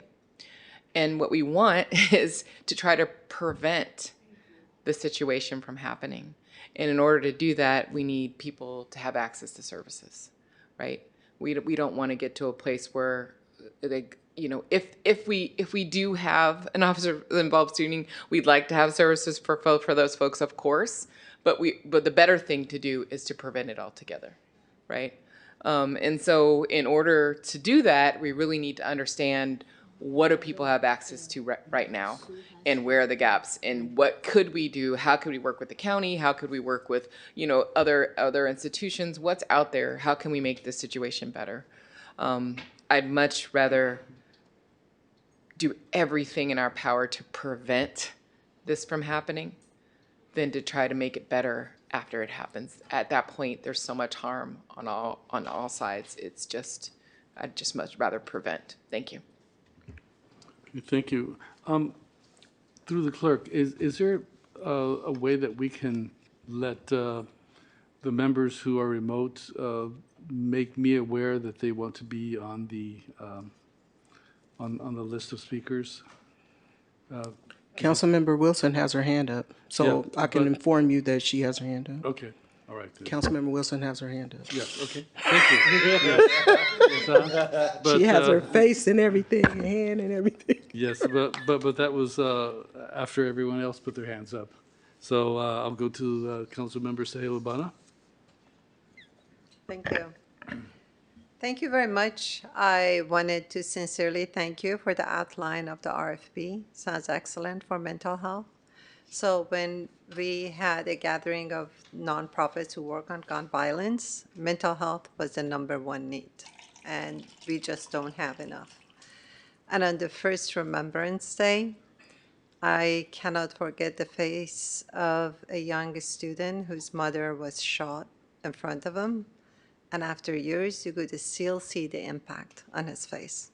So it's very important, and I hope it's not just for the cases from now on, but all cases of gun violence, shootings, and traumatic experiences, as you suggested. That's very important. So just wanted to say bravo. Excellent job, and we can't wait to see the results. Thank you. Councilmember Jamila Brown. Thank you so much. That's Jamila Brown. Um, I just want to begin by saying that families impacted by officer-involved shootings experience a unique and profound trauma. When an officer takes a life, the government is deemed the actor, and rightfully so. It triggers all of these things, constitutional obligations, oversights, investigations, political scrutiny, etc. But growing up in the Iron Triangle, I've seen something else for far too long. When a community member takes another community member's life, we tend to move, we tend not to move on those things really quickly. You know, the names fade from public conversation, the grief becomes private, and it's back to business as usual. I think within this month, we've lost 2 young people under 23, under 24 years old. That sends a dangerous message to our community and to the public overall that gun violence is normal here, or somewhat expected. It's Richmond, right? And so I also want to be clear that my goal today isn't about comparing tragedies. The goal is to guarantee equity and compassion. So because every Richmond family that loses a loved one deserves the same dignity, deserves the same communication and support, no matter who pulled the trigger.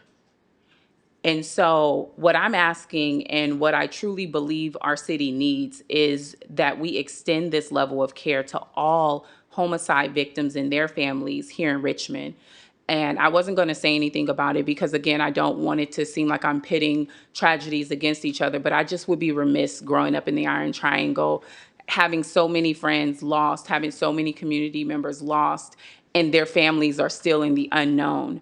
And so for the council to bring forward a policy, like almost instantaneously, we update the police policy to have updates every 30 days. We need something out in 24 hours. And then you look at these families who have cold cases and have just been crying out for help. And I'm not saying that that's a lack on whatever detective is over the case, but there's families who want similar updates.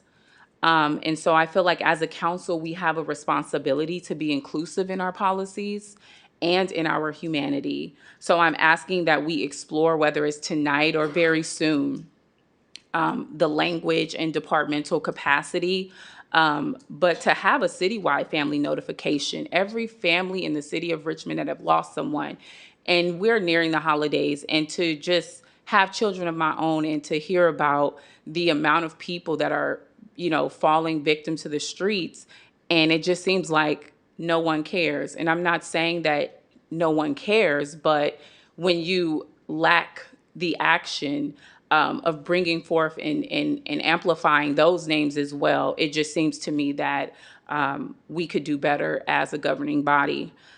So, I just feel that we need to have a notification system overall, case update protocols for all homicide victims with clear timelines for communication, regular updates. Even if there isn't any update, just to a family just will feel at ease to know that someone cared about my kid. And so, yeah, I understand that, that these things may be happening within the department, but I feel like what we're doing now, if it's codified, then we have some accountability and can hold some people responsible. So thank you. Thank you. Councilmember Sue Wilson. Mayor, before we move on for that, so since that isn't actually what we precisely have on the agenda, I would be willing to work with staff to come back in 45 days, but I can't definitively say, or, 60 days, 90 days. I don't specifically know the policies off, to say what the policy numbers are that we would need to look at or what policies we would need to develop. So I think we would need 45 days to 60 days to look at that, but we can come back to council with an update. Your points are well taken. Thank you. Appreciate it. Councilmember Sue Wilson.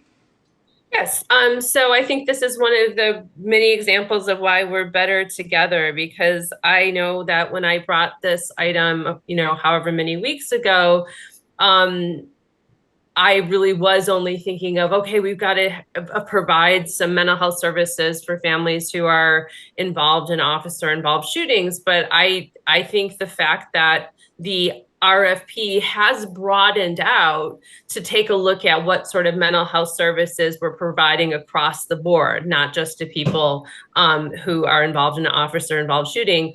I agree with all the council members who spoke tonight and said that's a good thing. Like it's broader than what I intended when I first brought it, but I actually think it's smarter to take this as an opportunity to look at what sort of mental health services are we providing and are we lacking, really, is the question. So I think that's terrific.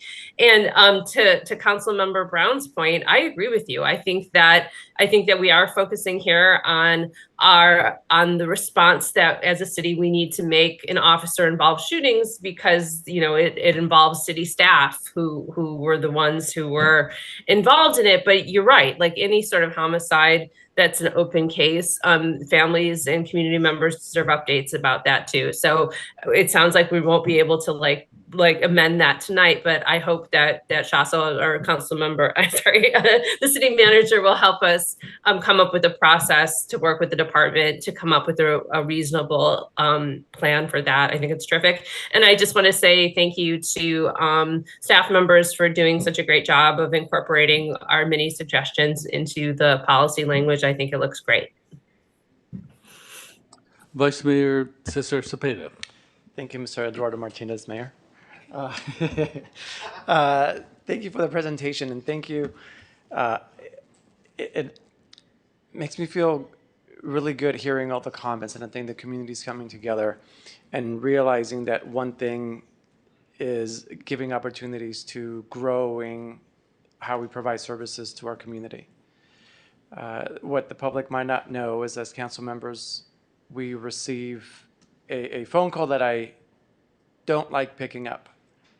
And it comes from the Richmond Emergency Services. It's a voicemail that comes on. And when my phone rings, and it could ring at any time of day or night, I know something bad happened. And I wait for the voicemail because I don't want to just pick it up. And then when I was first elected, I remember reaching out to the chief and to the city manager saying, can I know who this person is? Their family, I want to go pay my condolences. And I couldn't because of PHI, personal health information, and confidentiality, and the ongoing investigation. But I think through this conversation, we're getting a little bit closer to providing that human touch. And even if we're not able to reach out individually as a council member, I'm hoping that the services that we are able to provide can reach out to the families.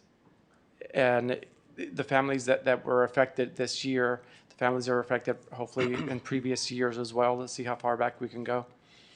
Because that's how we start healing, is taking care of those.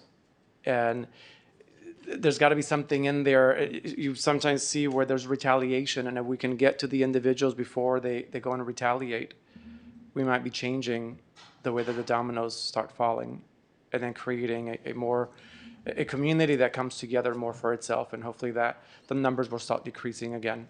So I want to thank you for that, and thank you everyone for your comments, and I agree with everyone. So thank you.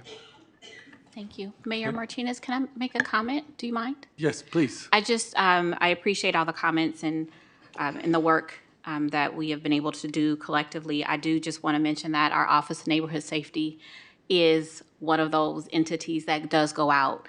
They're the ones that are working behind the scenes to make sure if there's gun violence, if there's retaliation, they are behind the scenes doing amazing work. They are connecting, depending on the situation, with victims, with families. And so I just want to name that because Office of Neighborhood Safety, under Sam Vaughn's leadership, is doing an amazing job. And I just thank all the neighborhood change agents that are out there every day, risking their lives and working with our community members. And then also the reason why there is alignment around the mental health services assessment is because we're going to be rolling out, we're very excited about it, hiring our community intervention specialists with the Community Crisis Response Program. And I think that once we have the mental health assessment done and we have some recommendations, we'll have more resources. And I think that's part of the work for community crisis response is what are the resources available so that under Michael Romero's leadership and our new community intervention specialist, they can go out and provide services, but also resources and referrals. And so I just want to name that those are two really great programs that we have in the city of Richmond that are doing some of the work that you all are already talking about. Thank you. Okay, thank you. So with that, we need a motion. I move the item. Okay, do we have a second? I second. Okay, and the item is to adopt revisions to the Richmond Police Department Policies 306 and 429. 2, 1, establish required timelines and content for officer-involved shootings, public communications. And 2, to confirm that body-worn cameras release standards are aligned with state law, including California Government Code 7923.625 and Assembly Bill 748, and receive an update on the plan to conduct an assessment of mental health services in Richmond.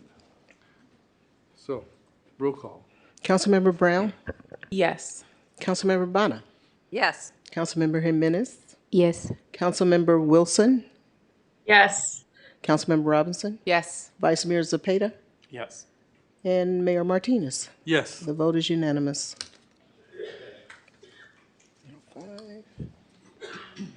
Our next item is item W2, is to approve the purchase of up to 45 police radios.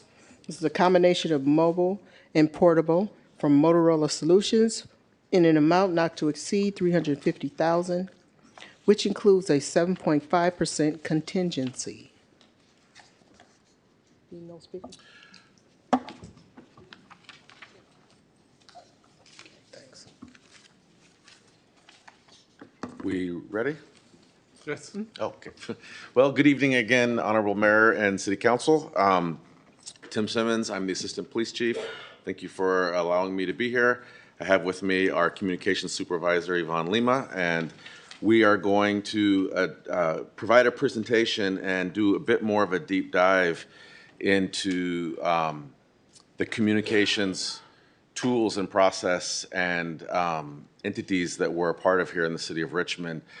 In response to the last council session and some concerns that council brought out, specifically Councilwoman Wilson and some others that really wanted to have more of an understanding of how we got to where we are today as it relates to being a part of eBricks and things like that. So this is going to be our effort to try to bring the council up to date as it relates to a bit of a history lesson going back to 2008 when all of this first began to where we are today. So let's, if I could have KCRT please bring up the Motorola slide. There we go. Thank you. All right, next slide. Okay. So tonight, what our requested action is that the council will approve the purchase of up to 45 encrypted Motorola radios, which is an extension of an action that happened a couple of years ago to already purchase encrypted radios for the city of Richmond. Our total cost not to exceed $350,000, which includes a 7.5% contingency cost. The radios include mobile and portable units for both our vehicles and motorcycles and our new officers. I know you heard a lot about recruiting tonight from different officers, and we actually have officers we're trying to onboard that need radios in order for us to bring them on. Next slide. The financial impact is $350,000, and it is included in the fiscal year 2025-26 police budget. And for the record, we have the account string that would be coming out of. Next slide. So why are additional radios needed? Additional radios are needed so that we can expand equipment for new police vehicles, motorcycle units, and new officers. As we look to enhance the police staffing and fill our holes, along with that comes a need to provide them with the necessary safety equipment to do the jobs. And one of the pertinent pieces of equipment that they need is a police radio. So equipment for officers and aligns with the safety equipment that's needed to ensure that encryption compatibility with existing systems not just with the police department. It needs to be noted that it is also with the code enforcement unit and with the CCRP ROC, who all have the same encrypted radios.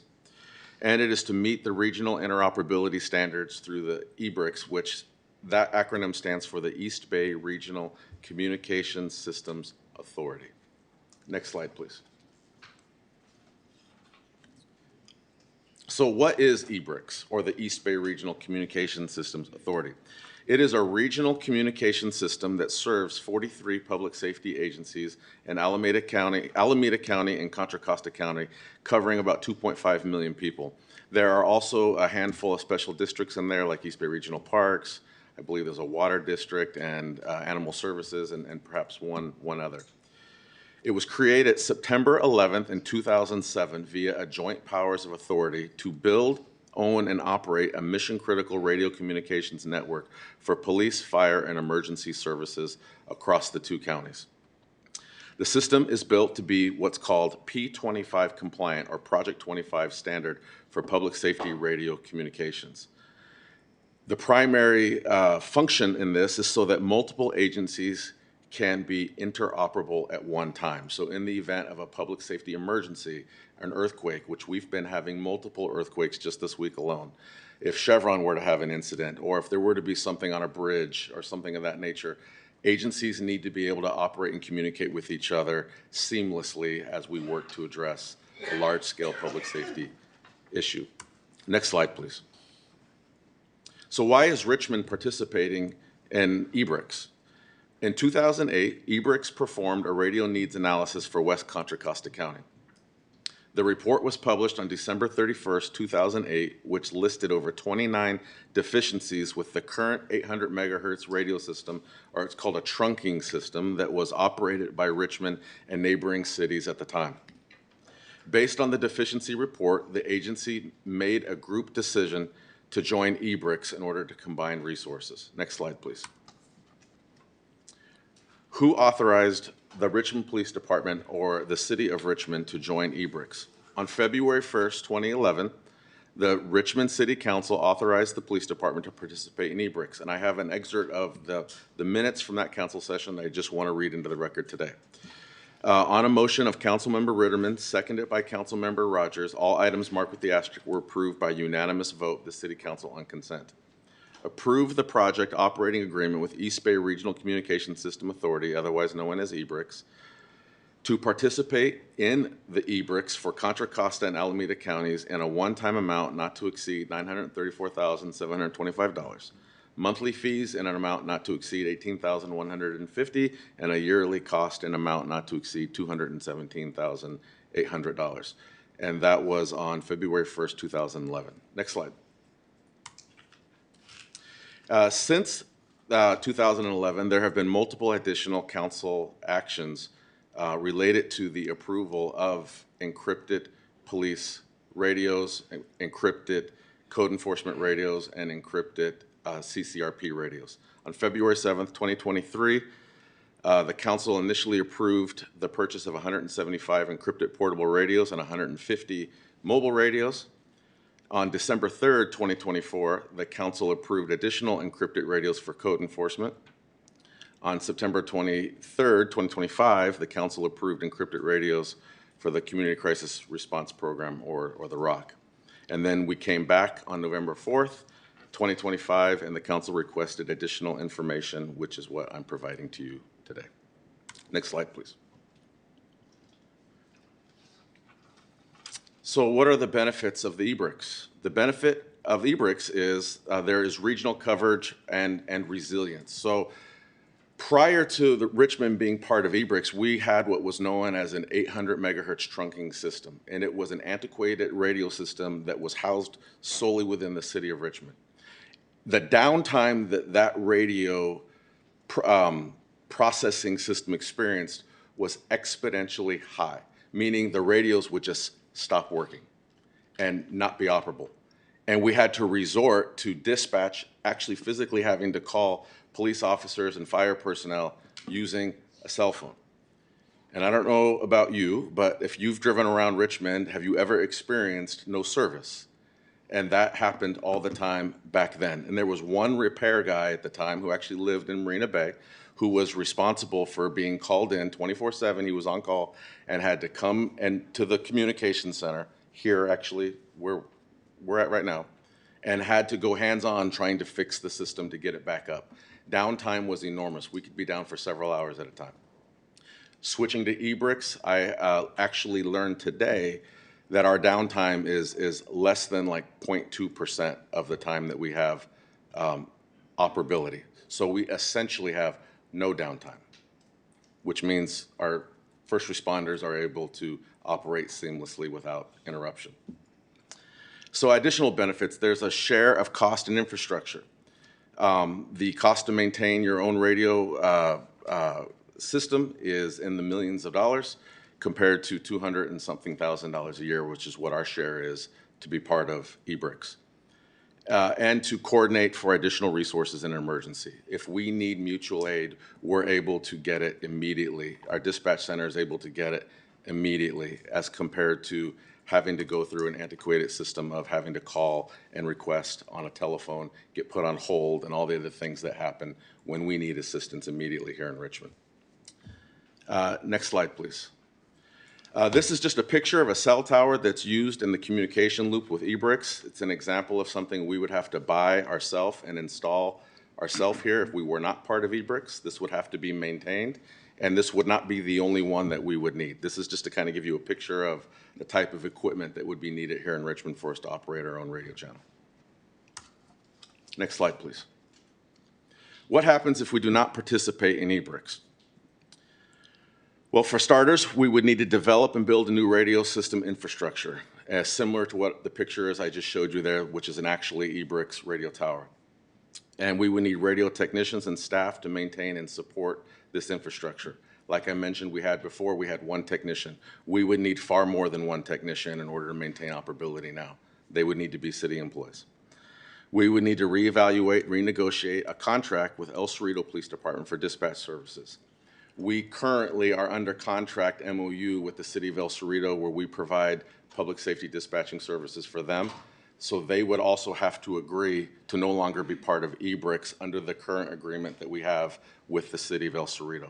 So they would have to agree to step out or there would have to be some other arrangement made with the city of El Cerrito. Like that is to be determined what would have to happen there. Next slide, please.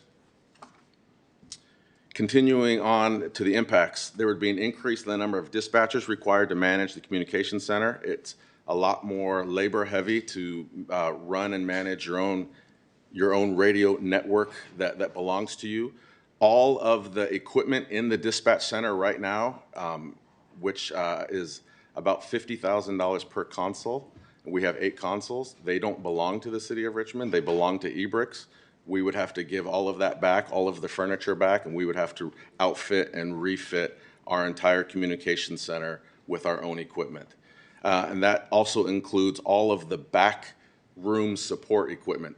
I learned today there's several $100,000 worth of equipment that also belongs to eBricks that is on the back end of that would have to be ripped out, given back to them, and we essentially would be building a communication center all over.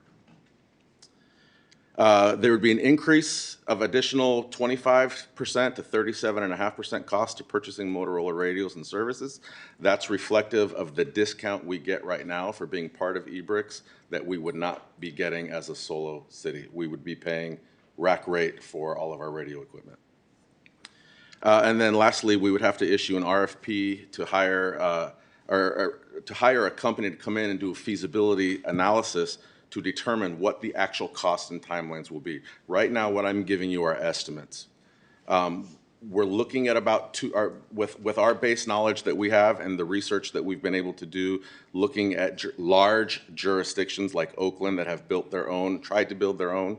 It took a couple of years to build that out. If you do a little bit of research, you'll see that Oakland has experienced a tremendous amount of downtime in their radio. The radio's not working and not working in certain parts of the city. And the safety issues that's caused, we experienced the same thing, which became also one of their reasons why they transitioned as well. But we would need a feasibility analysis and study to actually figure out the timeline and the cost. Next slide, please. So under eBricks, why is encryption required? There's a few things here. Number one, the State Department of Justice Bulletin, which is part of what we referenced in our last presentation, our last agenda report, I should say. Bulletin 20-9-CJIS mandates that the encryption of criminal justice information and personal identifiable information, otherwise known as PII information, shall be protected.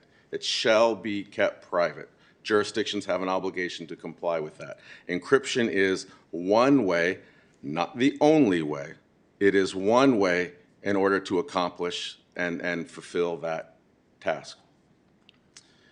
The FBI and CJIS security protocol policy section 510 and 513 actually require radio transmissions that have personally identifying information. Any radio transmission that has personally identifying information shall be encrypted. And so the FBI is actually more direct and more restrictive than what the state DOJ bulletin was that came out in 2020. And we are held to both of those, both FBI, the CJIS requirement, and the DOJ requirement. And then there's also an element of officer safety, and I'll add in there community safety, to prevent public monitoring of tactical radio traffic. We talked a little bit about it in our last presentation about counter surveillance and people that are listening to where the officers are coming in at, and then there's counter activity happening because they're listening into where and how officers are coming in. I also know from sit-ins with groups on the 23rd Street corridor, the 23rd Street merchants, they have fears that when they call the police and report different things, that there's different folks that are listening in onto that and that there's been retaliation to their businesses.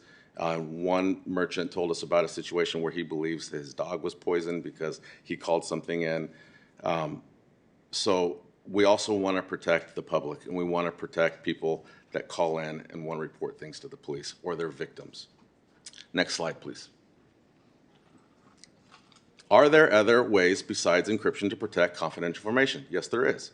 There's been a little bit of scuttlebutt I've heard that has said that our position is that there is no other way. That's never been our position. Our position is that encryption is the best way, most efficient way, and the safest way. Here are the other two ways that we have that we could protect P2 and PII information. One, the use of a cell phone. So if dispatch was going to try to communicate personally identifiable information to a police officer, or a police officer was going to communicate it to dispatch or to another officer, or a code enforcement officer, they're out conducting code enforcement operations, and dispatch needs to communicate private information. Or if a member of the ROC team is out dealing with somebody and they're needing to communicate back to dispatch, the other way they can protect that information is use of a cell phone. But counsel, I ask you, how realistic is it to expect your first responders, and I'm including all of the first responders, to have to communicate in emergency situations with use of a cell phone?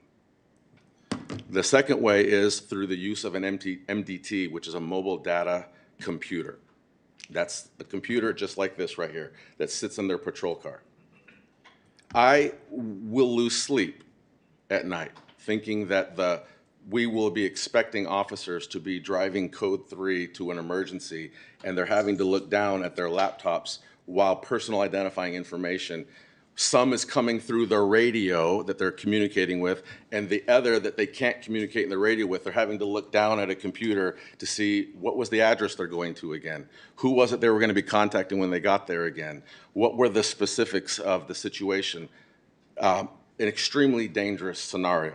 Or they're out dealing with something and they have to retreat back to their car to get on the computer to communicate back with dispatch. Those are the other two ways that we are aware of and that we know of that our system currently right now could process P2 information, be compliant with the DOJ requirement, be compliant with the FBI requirement, and not have encrypted radios. Next slide, please. How do encrypted radios benefit the community? Well, there's many ways.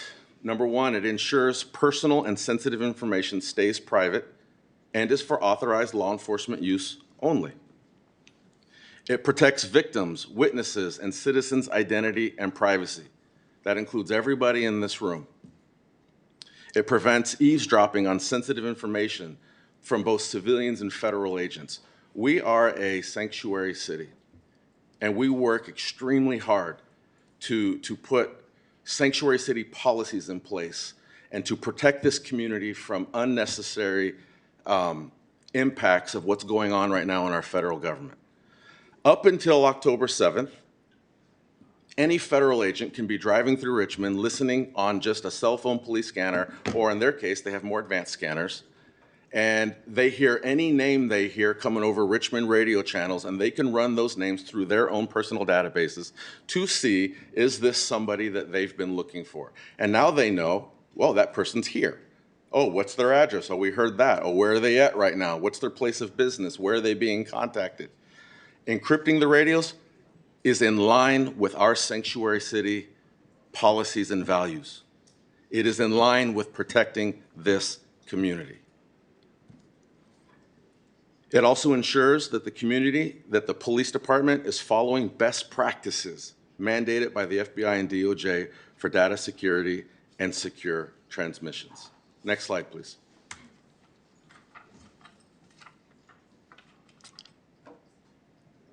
So let's talk about what happens if the council decides to set policy to unencrypt radios. So if that's the case, which is the council's prerogative to do so, reprogramming the entire inventory of radios, we have approximately 300 of them, would cost between $400 and $450 per radio. So it's somewhere between $120,000 and $150,000 in just reprogramming fees to reprogram our current equipment. There's a potential that we would need to increase the number of dispatchers. Again, going back to what I talked about earlier with us being part of eBricks, we would have to step out of that, and we would have to look at how that impacts staffing in the communication center. And then again, there'd be the impact to providing dispatch services to the city of El Cerrito, which we would not be able to do if they decided to stay encrypted and we went unencrypted. There's an MOU thing we would have to cross there. Next slide. Additionally, we would have to develop new processes, policies, and procedures for the transmission of private information. There's a significant amount of retraining. Police officers are trained from the point of the academy on how to use their police radios when they're out dealing with situations. We would have to retrain officers from just a risk management perspective on how to engage and do their jobs in a whole different way. And then there's be a delay in receiving information immediately. There's a potential we would have to wait. An officer misses a phone call, so there's a delay in information. There's no cell service, and they have to wait until they're in a cell service area. There's a delay in information, things of that nature. Next slide. Richmond PD has always been committed to transparency. The city of Richmond has always been committed to transparency, and this is no different. So what do we currently do for our computer automated dispatch events? We currently report and publish on the City of Richmond's transparency portal within 24 hours of occurrence. Every single call for service and every single crime report that happens is posted in a transparency portal on the city's website where anybody can view what happened. It's just scraped clean of any PII information. If there was a question about whether at the last council session, there was a question about whether our current vendor can increase that 24-hour turnaround to make it faster. We have reached out to them.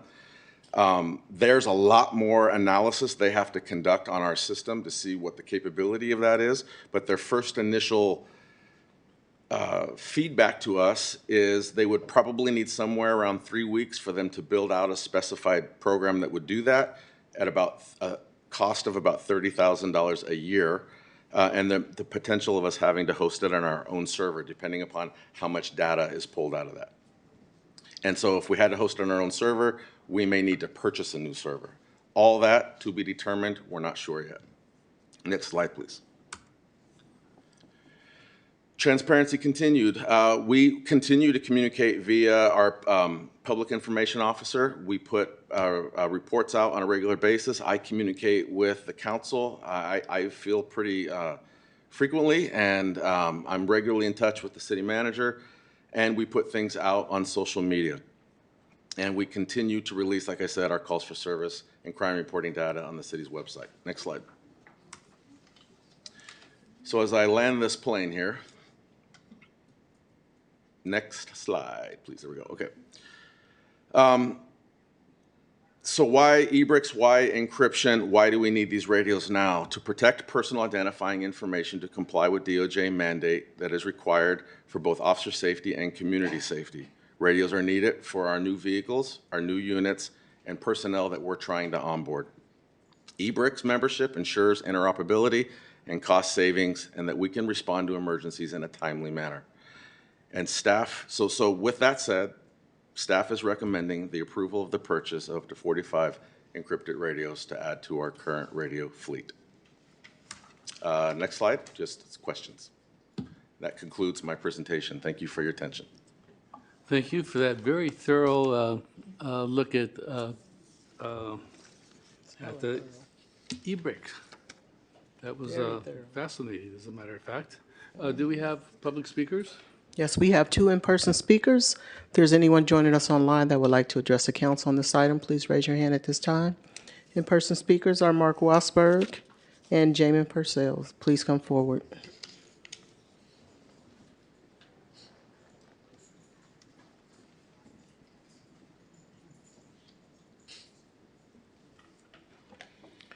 $350,000 is a drop in the bucket. You're getting $500 million from Chevron. You spend $5 million on stupid when you gave $2 million for the nonprofit. Then you gave another $3 million to that stupid park. And you took $3 million away from the Richmond PD. And don't be surprised these people are going to be whining and crying about $350,000. Big deal. I said, you'd rather spend all of your money on this green crap, all these green jobs that you're trying to bring into the city, building parks and bicycle lanes and all this other garbage that's not going to even benefit Richmond, not one bit.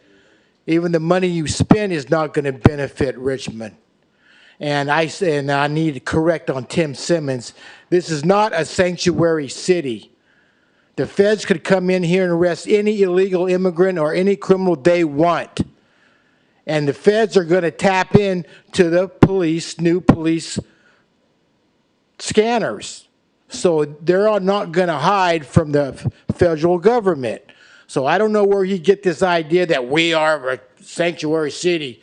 We protect the illegal immigrants from the federal government. I think it's called aiding and abetting criminals from the law. When law enforcement refuses to give any information to the feds, they're hiding these illegal immigrants from their own law enforcement. I think it's pretty stupid. So like I say, $350,000 is no big deal, so just go ahead and give them the scanners. I mean, when I was out there filming the violence, I had me a police scanner. I knew where all the homicides were at. I could be at a homicide within a minute after it happened. I was there when the bodies wasn't even covered yet. And you people, it's Time just is another expired, day here in Mark. Richmond. Thank you. Jamie Purcell.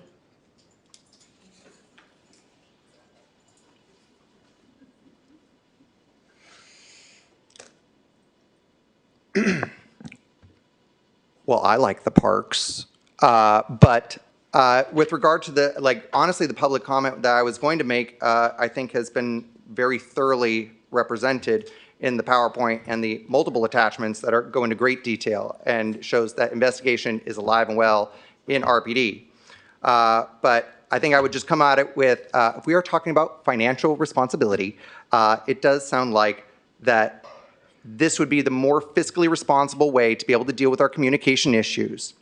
Now, granted, yes, it might be able to protect, it might help with maintaining our sanctuary city status, although I don't put anything above ICE to be able to try and crack in.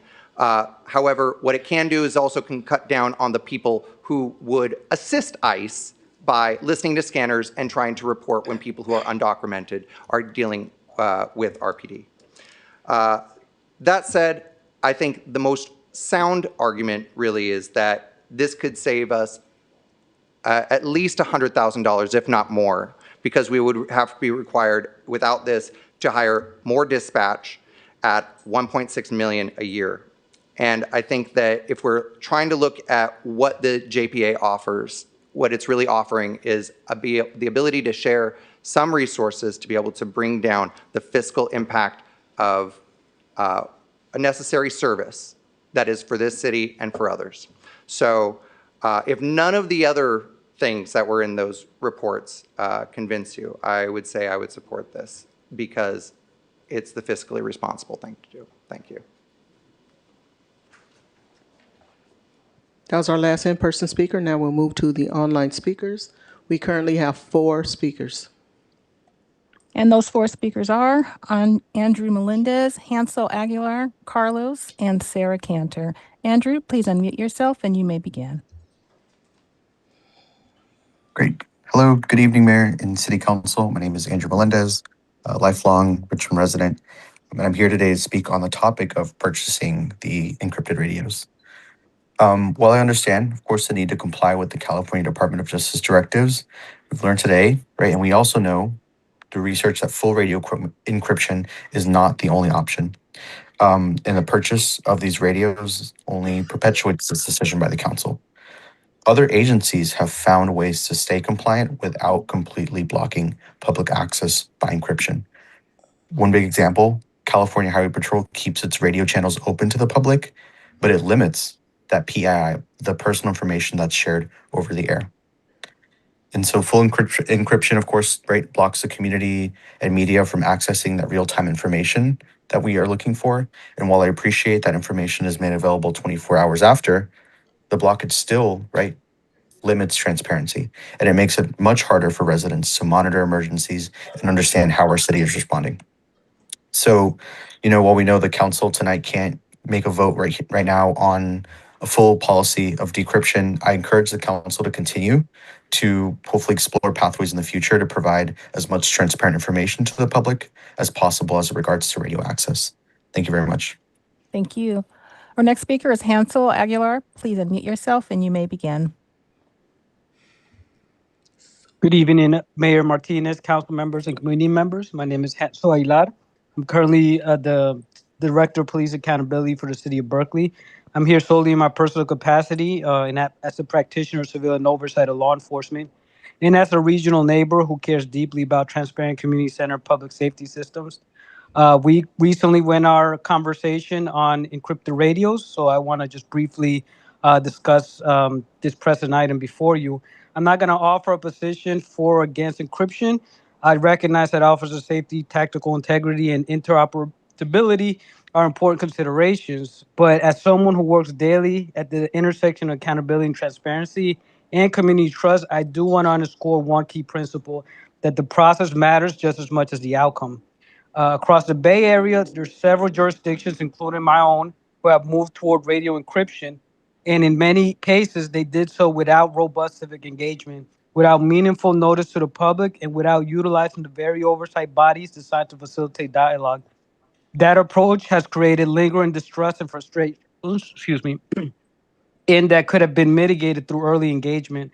And I just want to gently remind you that Richmond is in the midst of important work to strengthen and reform its oversight framework. And currently, its enabling legislation is clear that the Community Police Review Unit exists to promote positive relations between the community and the police department, and to advise the city council, city manager, and the chief of police on all matters pertaining to the administration of the police department. So if you don't have a position before you from the commission, I would ask you to consider in what ways has your civilian oversight been engaged in these important conversations.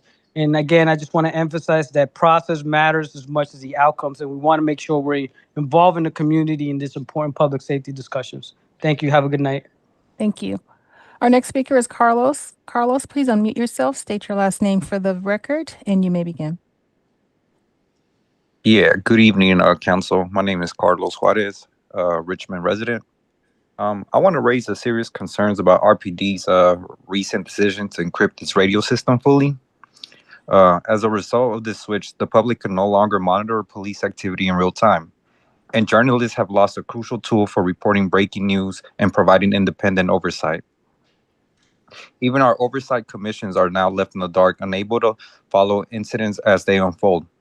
What's especially troubling is that this move to full total encryption happened quietly, without public notice, without community input, and without considering alternatives that still protect privacy while maintaining transparency. RPD is now saying that full encryption is simply the best way to comply with privacy safeguards, but that is not true either. Many agencies across California protect sensitive information without shutting down all public access. Departments use mixed system, partial encryption, delayed broadcast, or credential access for journalists and oversight bodies. There are multiple balance options. Full secrecy is not the only one. So we deserve answers. Why did RPD quietly shift to full encryption?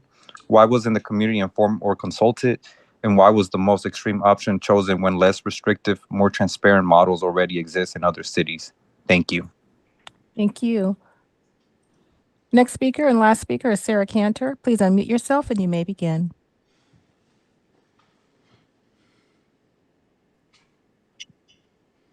Hi, thank you so much for taking my call. My name is Sarah Cantor. I'm a Richmond resident. And while I wanted to start out by saying that I am frustrated and disappointed that there isn't more structural support for alternatives to full encryption while still preserving personal identifying information and people's privacy. I wish that the entire region had made a different decision about how to handle that question of protecting people's information, but I do understand that for Richmond at this point, to elect not to encrypt dispatch would mean that we would have to be swimming against the tide and would be quite difficult and costly for the city. So, that being said, I am grateful to hear the chief and others speak about the importance of protecting people's personal identifying information from ICE. I think that that is a really, really important concern. And another potential place where this information could be released that I want to flag is through our flock camera systems. In addition to the possibility of bad actors who are colluding with ICE getting access to this information and sharing it. There is also a recent ruling by a judge in Washington state that said that flock photos and all flock records are considered public records that can be requested by any member of the public. And so that to me displays another unacceptable way that people's personally identifying information could be getting out there. And so I hope that council will make sure to address that privacy hole as well. Thank you. Thank you. And that was our last speaker. All right. Is that the end? All right. Council members, Councilmember Sue Wilson. Hi, thank you. So I first want to thank Chief Simmons for that incredibly thorough investigation. It's frankly one of the best staff presentations I've ever heard in my year on the council. And we get many fine presentations, but you clearly really put together a lot of important information for us. So I truly appreciate that. And it's still a hard decision, I think, policy wise, but I feel much more comfortable weighing in on it now that I sort of think we're all on the same page about what's going on. One of the things I want to make clear, or I guess I should actually pose this as a question to you, just so that I understand it, is the $350,000 worth of radios that we're voting on tonight. Those radios can be used for fully encrypted dispatch, but if in the future the city decided not to fully encrypt its dispatch, we could still use the same radios. Is that correct? Yes, that is correct. So there's an encryption key that they're already loaded on. So the encryption can then be unkeyed, and the same equipment we have now would be used operably. They wouldn't have to be replaced. Okay. It would just So cost. I'm sorry, I didn't mean to cut you off. No, It continue. would just Sorry, go cost ahead. a technician to do that. That's all. That's the only expense. Okay.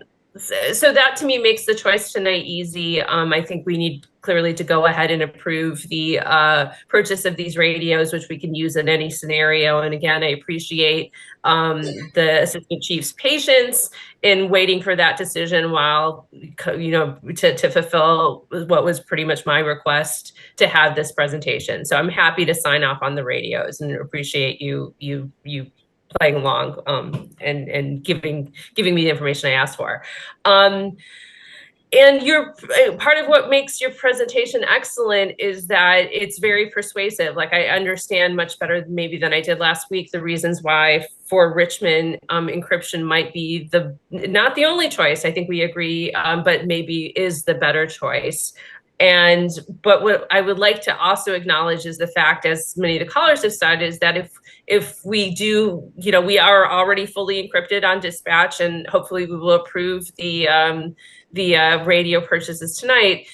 If we continue down that path, there is a trade-off, and many of the callers are focusing on this in terms of it does lower our transparency and makes things more difficult for reporters. And I do actually think a great suggestion also offered by one of the callers is that we're not going to solve that issue tonight. I don't know what we can do to maximize transparency in this circumstance while addressing all the very real issues, including ICE access that the assistant chief brought up. But I'm hoping that the CPRC could take a look at it. I would be very interested in hearing if they spend a little more time on it than we have, what their recommendations would be. Obviously, those would just be recommendations; they wouldn't be binding. But I'm hoping I'm not sure how things get on their agenda, but just to make clear, I appreciate the presentation. I think it's an incredibly complex issue with no simple answer. There's trade-offs on both sides. I'm more than comfortable approving the purchase of the radios, and would sort of like to explore, in a less time-pressured situation, ways that we can try to preserve as much transparency as we can while protecting the privacy and the safety of folks in Richmond. Thank you. Vice Mayor Cesar Cepeda. Thank you, Mr. Mayor Eduardo Martinez. A couple of questions. I want to see if I can ask some of the questions that we heard from some of the callers, but also some of my own questions.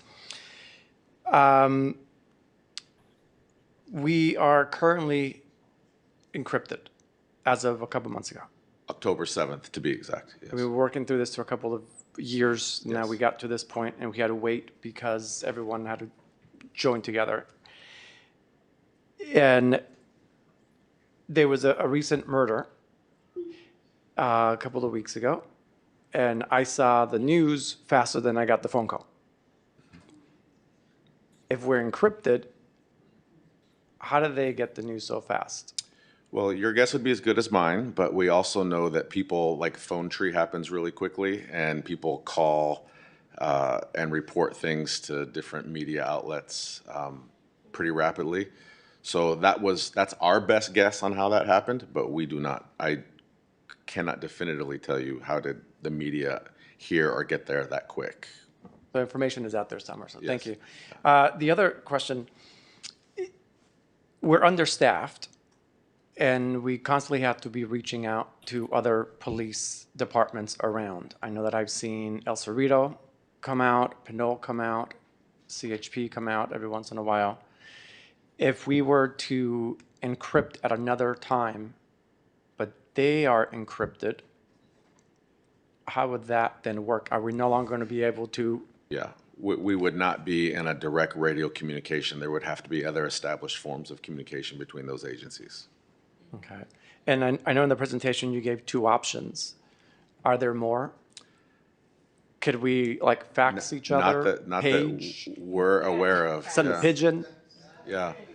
There used to be call boxes here in Richmond, actually, where you would pull over and there would be a phone on the side of the road, and the officer would have to, we've progressed from that, but we're not aware of any other way. I think one of the callers mentioned CHP. These are much larger agencies with massive budgets, and they're able to operate multiple different channels. So there can be an encrypted channel and an unencrypted channel, and they're able to toggle between the two.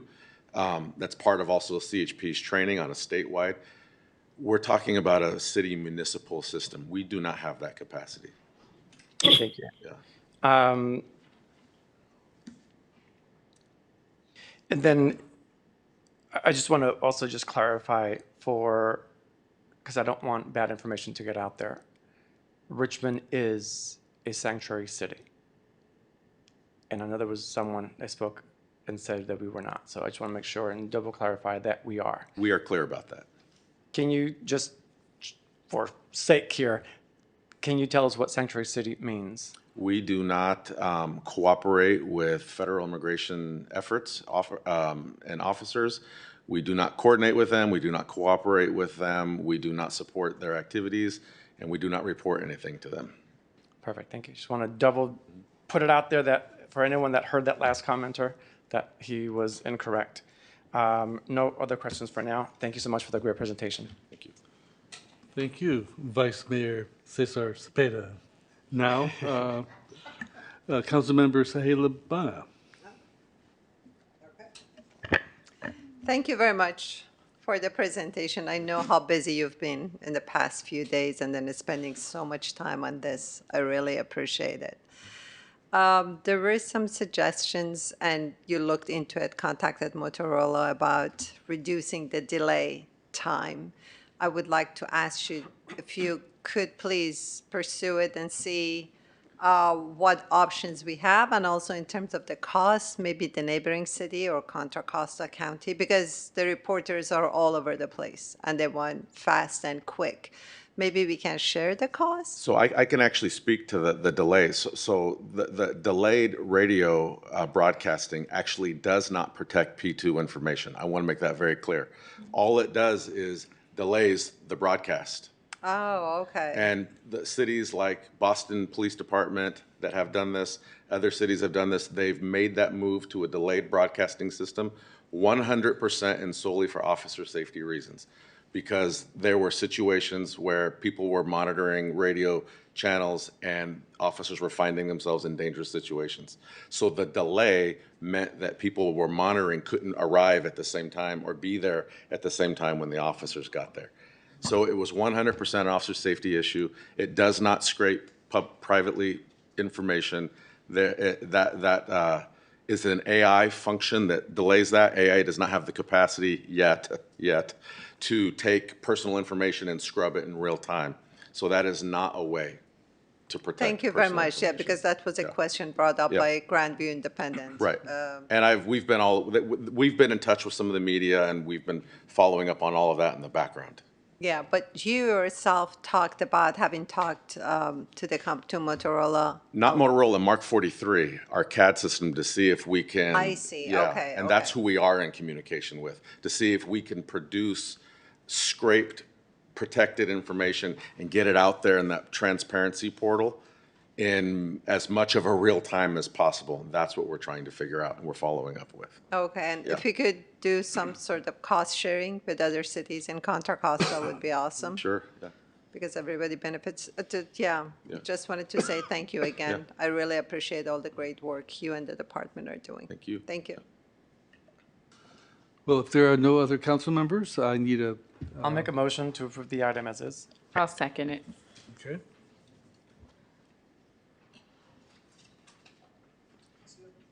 Councilmember Brown? Yes. Councilmember Bana? Yes. Councilmember Jimenez? Yes. Councilmember Wilson? Yes. Councilmember Robinson? Yes. Vice Mayor Zepeda? Yes. And Mayor Martinez? Yes. The vote is unanimous.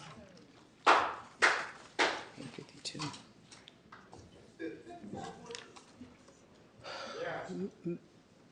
Mayor, I want to ask a question. Yes. We do have community members waiting for item V6A, V6. and I think the other items are staff items. Not sure if community Okay, is. yes. Let's. You want to take that one yeah. first? Okay, item V6A is to approve a land use agreement between the City of Richmond and the West Contra Costa Unified School District Authorize a fee waiver to use Booker T. Anderson Community Center for Stage Elementary Schools, after-school programs, and parent meetings for academic year 2024 through 2026, and receive an update on the West Contra Costa Unified School District facility use permitting process. Good evening, Mayor Martinez and City Council members. LaShonda White, Deputy City Manager for Community Services. With me tonight, I have Rajana Maharaj. She is the Deputy Director for Community Services Recreation, and Maurice Range. Thank you. I was going to give you the wrong last name, Maurice. Sorry. Maurice Range, he oversees the amazing Booker T. Anderson Community Center. So they're both here tonight and they will provide the presentation. Also online, we have staff from the school district that is also available to answer questions. I know Superintendent Cotton was on earlier, but we do have Dr. Kim Moses who is on as well. I once again want to thank the school district, the city manager, city staff for working really, really hard to put this lease agreement together to provide access to not only Siege children, but also to their parents, as well as to community. And with that, I will turn it over to Rajana to start the presentation. KCRT, if you could pull it up, please.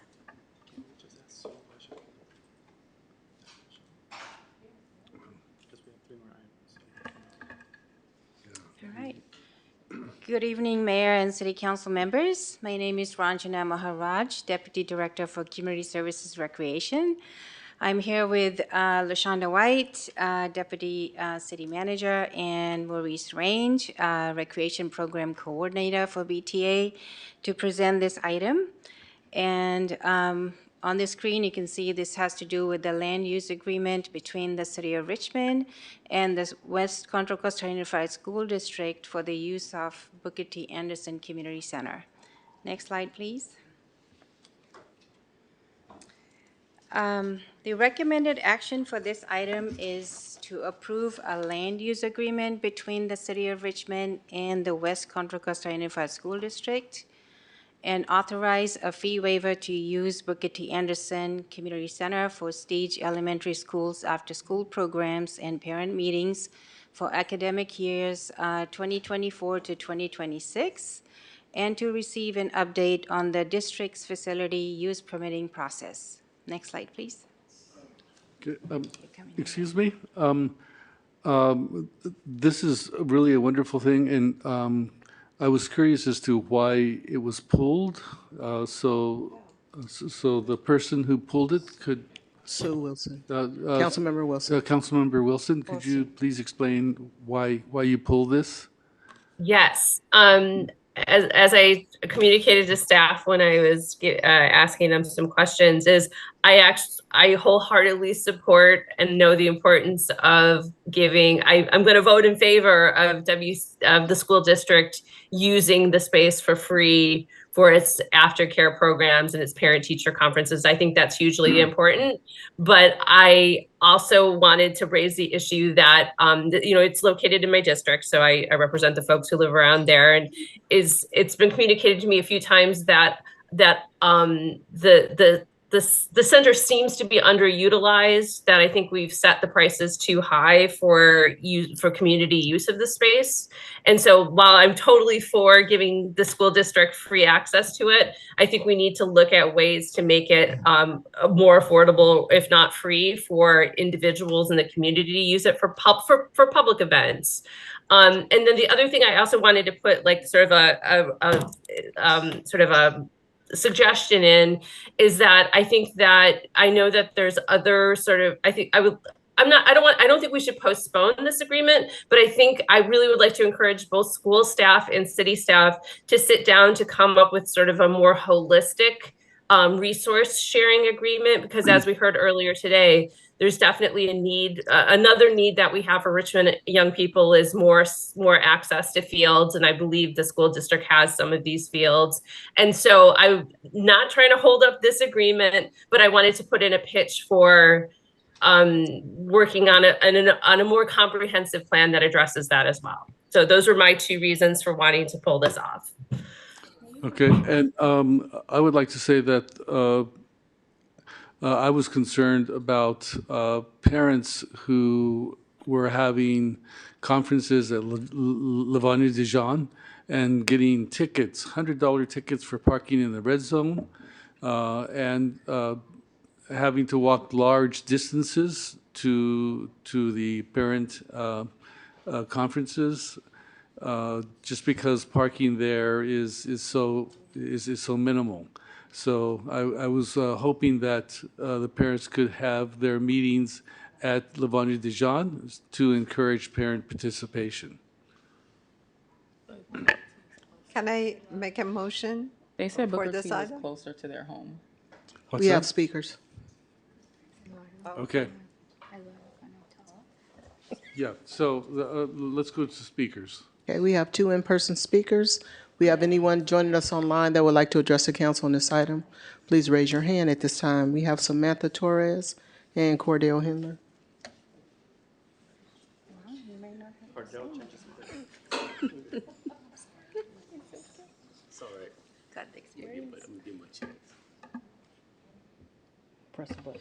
All right, good evening, staff, council members. My name is Samantha Torres, the newly elected Vice Chair of the Recreation and Parks Commission. Yes, we've been meeting again. And I'm not here to protest the land use agreement for Stige Elementary. What I am asking is why we keep seeing these piecemeal one-off agreements instead of a comprehensive joint use agreement like the one that existed up until 2018 and we just allowed to lapse. So when I joined the Rec and Parks Commission in 2023, one of my top priorities was how to rebuild post-pandemic collaboration with the Richmond schools, as many of the facilities remain closed because of lingering pandemic-related issues. When I asked a district administrator about renewing a joint use agreement, the response was, "What does Richmond have to offer us?"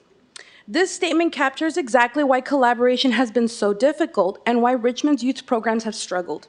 This is the same district that asked Richmond voters to approve a bond for facilities improvement.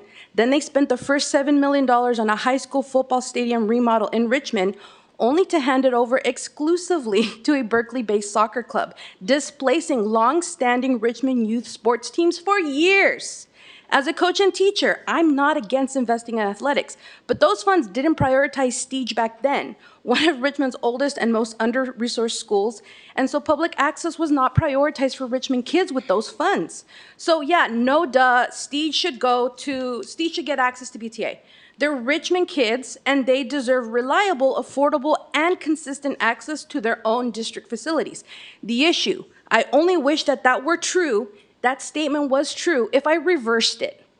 The city simply doesn't have the capacity or resources to meet all the recreational needs alone, and the district's priorities have deepened that inequity. Now they're asking you to fix it at the expense of Richmond taxpayers, resident taxpayers, despite additional voter-approved bond measures. And this is exactly why WCCUSD should not approve Measure K for Your next year. time has expired. Thank you. Cordell Hindler. Whew, that's a hard act to follow, but I think I can top that. So, good evening again, Mayor Martinez, Council. Cordell Handler here, Richmond resident. So, thank you, staff, for this presentation. So, I do agree with what was said. So, as a uncle to elementary school children, I feel that this is important. Stige Elementary, why it's been on the list for quite some time, and I'm glad they're doing some remodeling. So yeah, thank you. So that being said, I do support this agreement because it's important because BTA, it does get utilized quite a bit. I pass through there frequently, and it needs to be done. So we need this agreement needs to go forward. I don't have no problem with it. So, and I'm hopefully that you'll hear from Superintendent Cotton next year. I promise you, she'll tell you more about it. That's it. All right, That was our last in-person speaker. We do have one hand raised under panelists, Cheryl Cotton.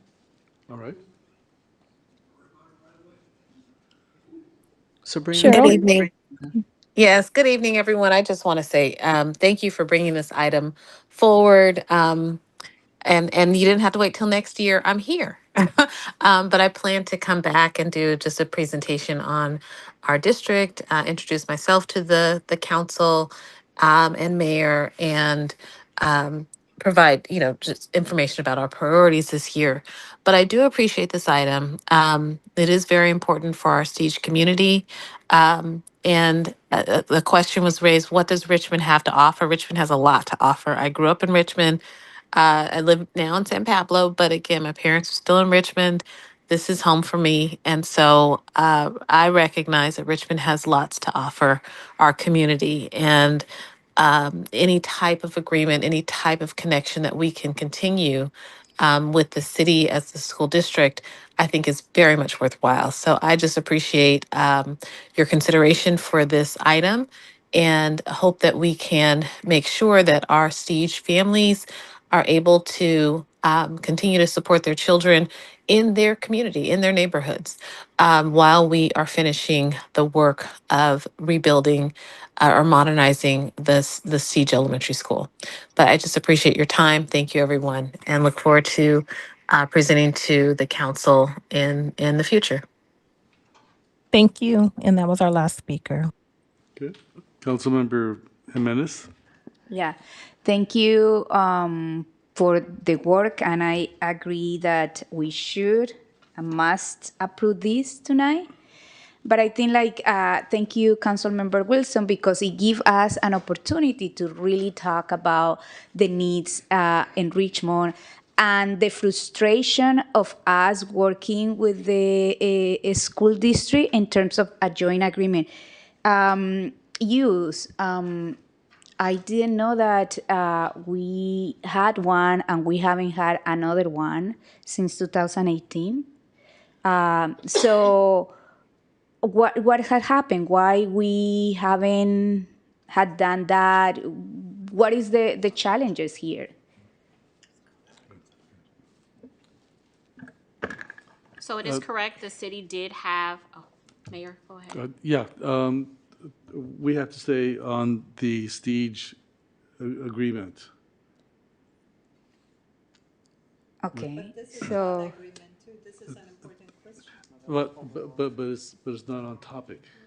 can city attorney ask? Can I? If I may, just, we do have the district is on, right, LaShonda? They're on. Yeah, and so I don't know if the mayor wants to take that under advisement just because they're here.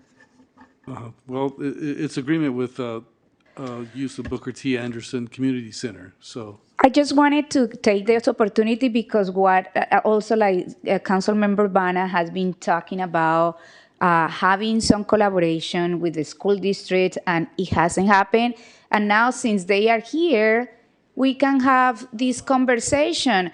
It's not that we are not going, I think what Council Member Wilson saw this as an opportunity is to really discuss that maybe we need to bring back this joint agreement, and I have in 45 days approving this, but really have a public commitment right now that we are going to work in a better joint use agreement so both the city spaces and the school district facilities are being used by the community in Richmond. It is not on the agenda.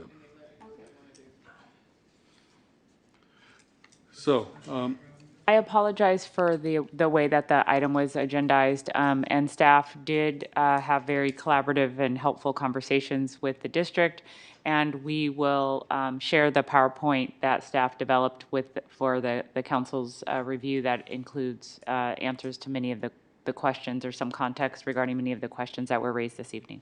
I will appreciate maybe you take this into consideration for another meeting and bring back in 40 or 60 days a better explanation about the joint agreement and how we are going to have an holistic plan. That is so. that is a request that cannot be made under the current topic. Can we move? Asking for a vote. I am just asking that might opinion takes consideration by the staff. Thank you. I would like to make a motion and also inform Councilmember Jimenez that I plan to agendize it and hope you co-sponsor it. So I make a motion that we pass this item. Okay. I'll Well, second. and I would just like clarity on the use of the space for the parents. That's, Yes, it is part of the agreement. okay. All right, then. I feel assured. Thank you. Okay, so we have a motion by Councilmember Bana and a second by Vice Mayor Cepeda. Cesar Cepeda. Sohaila. Sahela. Thank you. Councilmember Brown, Yes. Councilmember Bana, Yes. Councilmember Jimenez, Yes. Councilmember Wilson, Yes. Councilmember Robinson, Yes. Vice Mayor Cepeda, Yes. and Mayor Martinez. Yes. The vote is unanimous.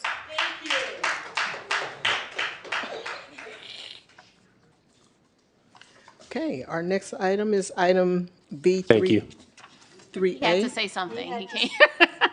Thank you, Maurice. Thank you, Rajana. and that is to receive an update on the State of Black Richmond report and Black Resilience Fund. Any speakers? Okay. We do not have any in-person speakers. If there's anyone joining us online that would like to address the council on this item, please raise your hand at this time. Good evening, Mayor and City Council members. LaShonda White, Deputy City Manager for Community Services. We are happy to be here tonight to provide an update on the Black Resiliency Fund and project. I have with me Yana Williamson. She is a management analyst in the City Manager's, in Economic Development, Health and Environmental Initiatives Division.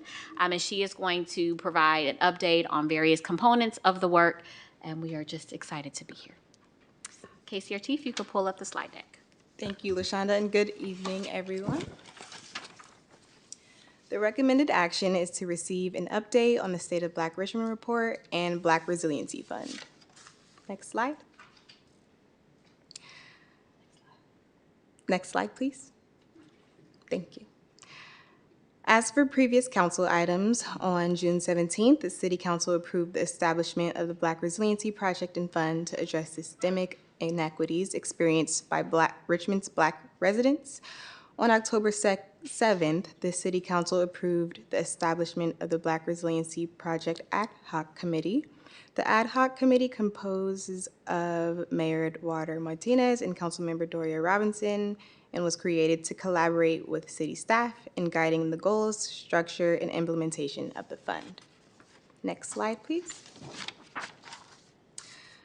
This project has three components. The first is to create a State of Black Richmond report that will provide a comprehensive overview of available data on the well-being of Richmond's Black residents, covering things like health, housing, education, economic opportunity, and public safety.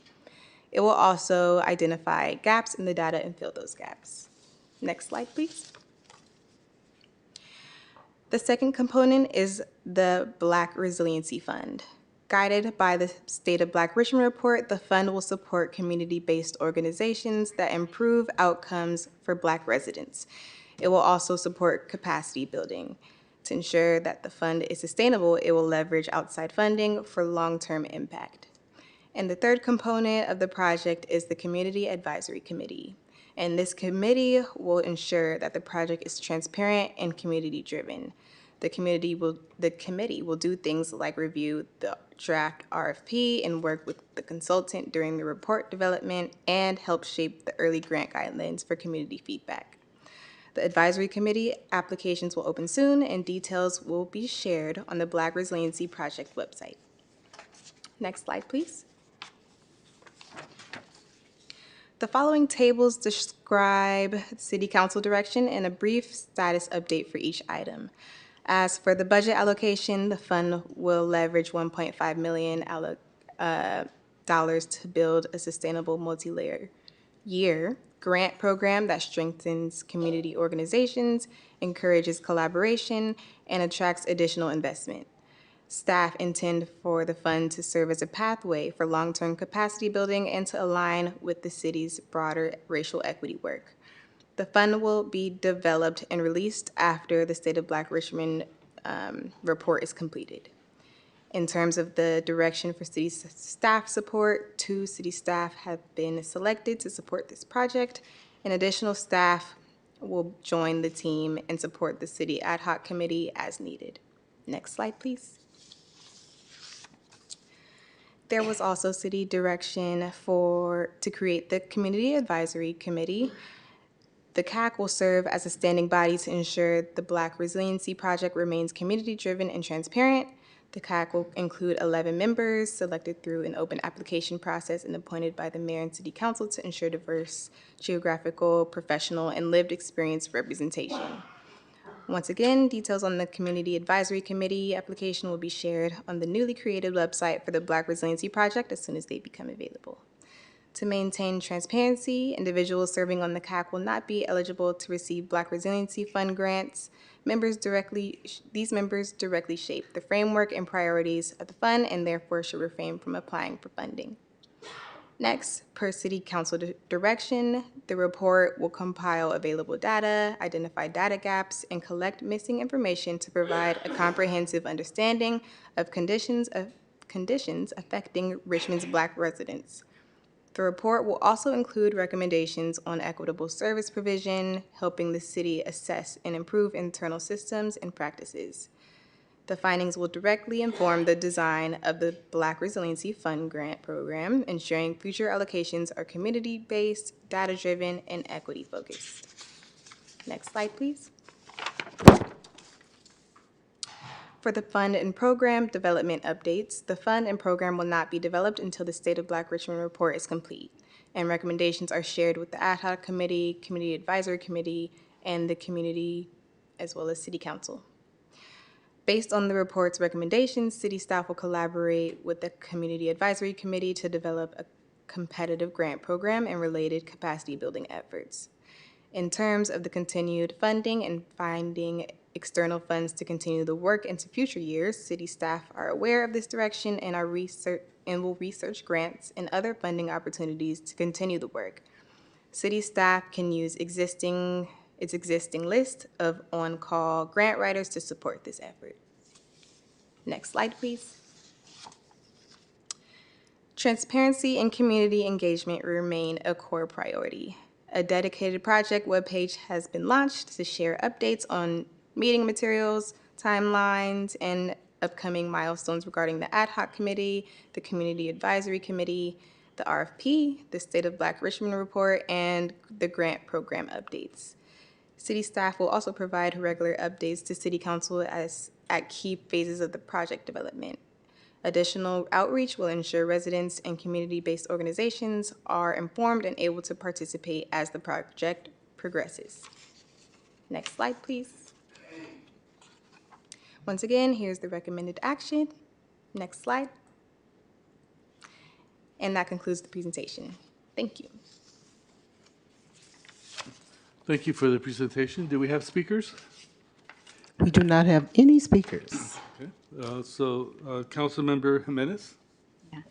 Thank you for the presentation, and I am really happy to see the work that is coming up. And thank you, Councilmember Wilson and Mayor Martinez for putting the time to really shape the project.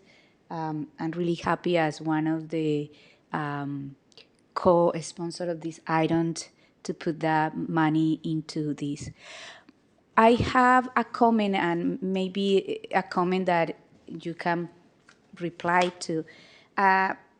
It's great that we are going to have this assessment and have a grand plan, but I am wondering how the city will be involved in terms of meeting these, filling these gaps that I see kind of like looking at CBOs to provide services, but we also provide services. And some of these gaps might be bigger than the capacity that a CBO, a nonprofit, will have. And that is when I feel like government is really important to scale and to provide more transparency and provide the necessary funding at the scale that is needed and the services that are needed. So how are you thinking about the city role in filling that gaps? Not only that is the money going to nonprofits to fill that gap. Just I can start, and members of the council ad hoc committee may have something to add, or the city manager or Yana. I think it's a good question, and that's part of the reason why we're doing the report, because we need to see what is happening. What is the state of Black Richmond? What are the needs? Where are there gaps? That'll allow us to do a landscape analysis to understand what community-based organizations are out there. What services do local government provide, or county, or the state, that can fill some of those gaps? I think we need to do that work so that we have a better understanding of what is needed. And once that happens and that report comes back, or the findings come back from City Council, that will help direct what buckets of funding or what priority areas we want to have the grant project focus on. And we understand community-based organizations are not going to be able to do it alone. City government can't do it alone, so it's going to be a collective effort. Part of the work, as Yana mentioned, is capacity building for our community-based organizations to help them provide more services, better services, to help them scale maybe the work that they're doing. So it won't just be giving them grant funds to do the work, but also trying to provide support around capacity building. And it won't be solo, because we have other grant programs like the ECIA grant program. We have the Richmond Fund for Children and Youth. So we are collectively thinking about capacity building for our nonprofits anyway. And so this will be another program that will be able to provide capacity building. But I think that'll be an opportunity once we have that assessment to understand, where does government need to fit in, and are we the best? Do we need to fit in? Do we need to step in? Do we need to fill a gap? What is the gap? And then, is government the best entity to fill that gap? So I don't have the full answer for you, but I think the first step is doing the assessment, and that includes the landscape analysis and bringing forth the report. But Yeah. Council member, if you have anything, or anyone else wants to add to that. I think you said it right. I think you said it exactly right. We need to understand what the gaps are, who's out there, who's doing, possibly doing a really amazing job. They're just not operating at a scale to make the kind of impact that the community needs. And maybe they need that capacity building support to scale up what they're doing, strengthen what they're doing, to have more access to funders, to have, things like that. So I think what we're trying to do is really have an ecosystem approach. It's like, let's strengthen the community of providers, people who are already out there, already have capacity, already have the skills and orientation to do the work right. And let's strengthen them to do more of the work that needs to be done. And then, there may be things that are completely that the city needs to do, in terms of how we deliver services, or in terms of how we interact with residents. And that should be a part of the assessment as well. Yeah, thank you so much. Yeah, I am looking forward to come back with the assessment and really start thinking creatively about how we step in terms of filling these gaps as a city also, and as a government. Thank you. Thank you. Councilmember Wilson? I just wanted to, I may have misheard, but I just wanted to correct the record in case I didn't. I think Councilmember Jimenez, when she was thanking people for working on this, I think she thanked the mayor and me for helping craft this along with staff. And although I was very proud to be a co-sponsor of this the initiative initially, I think she meant to credit Councilmember Robinson, who is the one who has been working sorry. so hard. I may have misheard, but just to make clear that it really has been Councilmember Robinson and the mayor who's been working with staff to craft this. So I just wanted to say thank you to all, and I deserve a little bit of credit for being on board at the beginning, but I definitely don't deserve any more credit than that. So And I'd like to thank Councilmember Robinson and staff for getting this together so quickly and being so thorough in envisioning how it will work. And Ms. White repeated the words over and over, which I think are the most important: capacity building, capacity building, capacity building. We know we have a lot of organizations which are already doing the work, and one of the things that we'll be finding out when we're doing this examination is which organizations are doing which work, and then we'll be able to figure out how those organizations can fill in the spaces that need to be filled, fill in the gaps, and that's part of the capacity building. So thanks to everyone who's been working on this.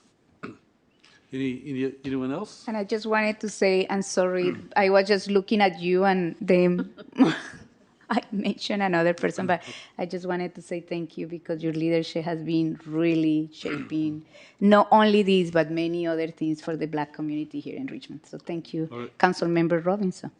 Councilmember Bana? Thank you for the presentation. I appreciate that. So you counted several things: housing, health. Does recreation fall under any of them? Because I believe that's one of the things that many of the residents have been asking, especially those working with reentry programs. They say recreation and lack of it. So is it under any of those categories? I see recreation in a lot of categories. It could be because I am overseeing community services, but for me, recreation connects with public safety. And with health. Recreation connects with health. Mental right? health, everything. It does. So I agree. So I hope So that yes. some attention is given to it because that's very important. And you keep talking about capacity building, which is a very important thing, and Councilmember Robinson also mentioned it. When I was working with sub-community groups and, about 10 of those nonprofit organizations, community-based organizations came to city council and the public learned more about them, all Black community-based organizations. Wouldn't it be helpful to help him with some of the budget? Basically, I'm confused. How this $1.5 million going to be spent? How much of it is going to the consultant, and what's the use of it?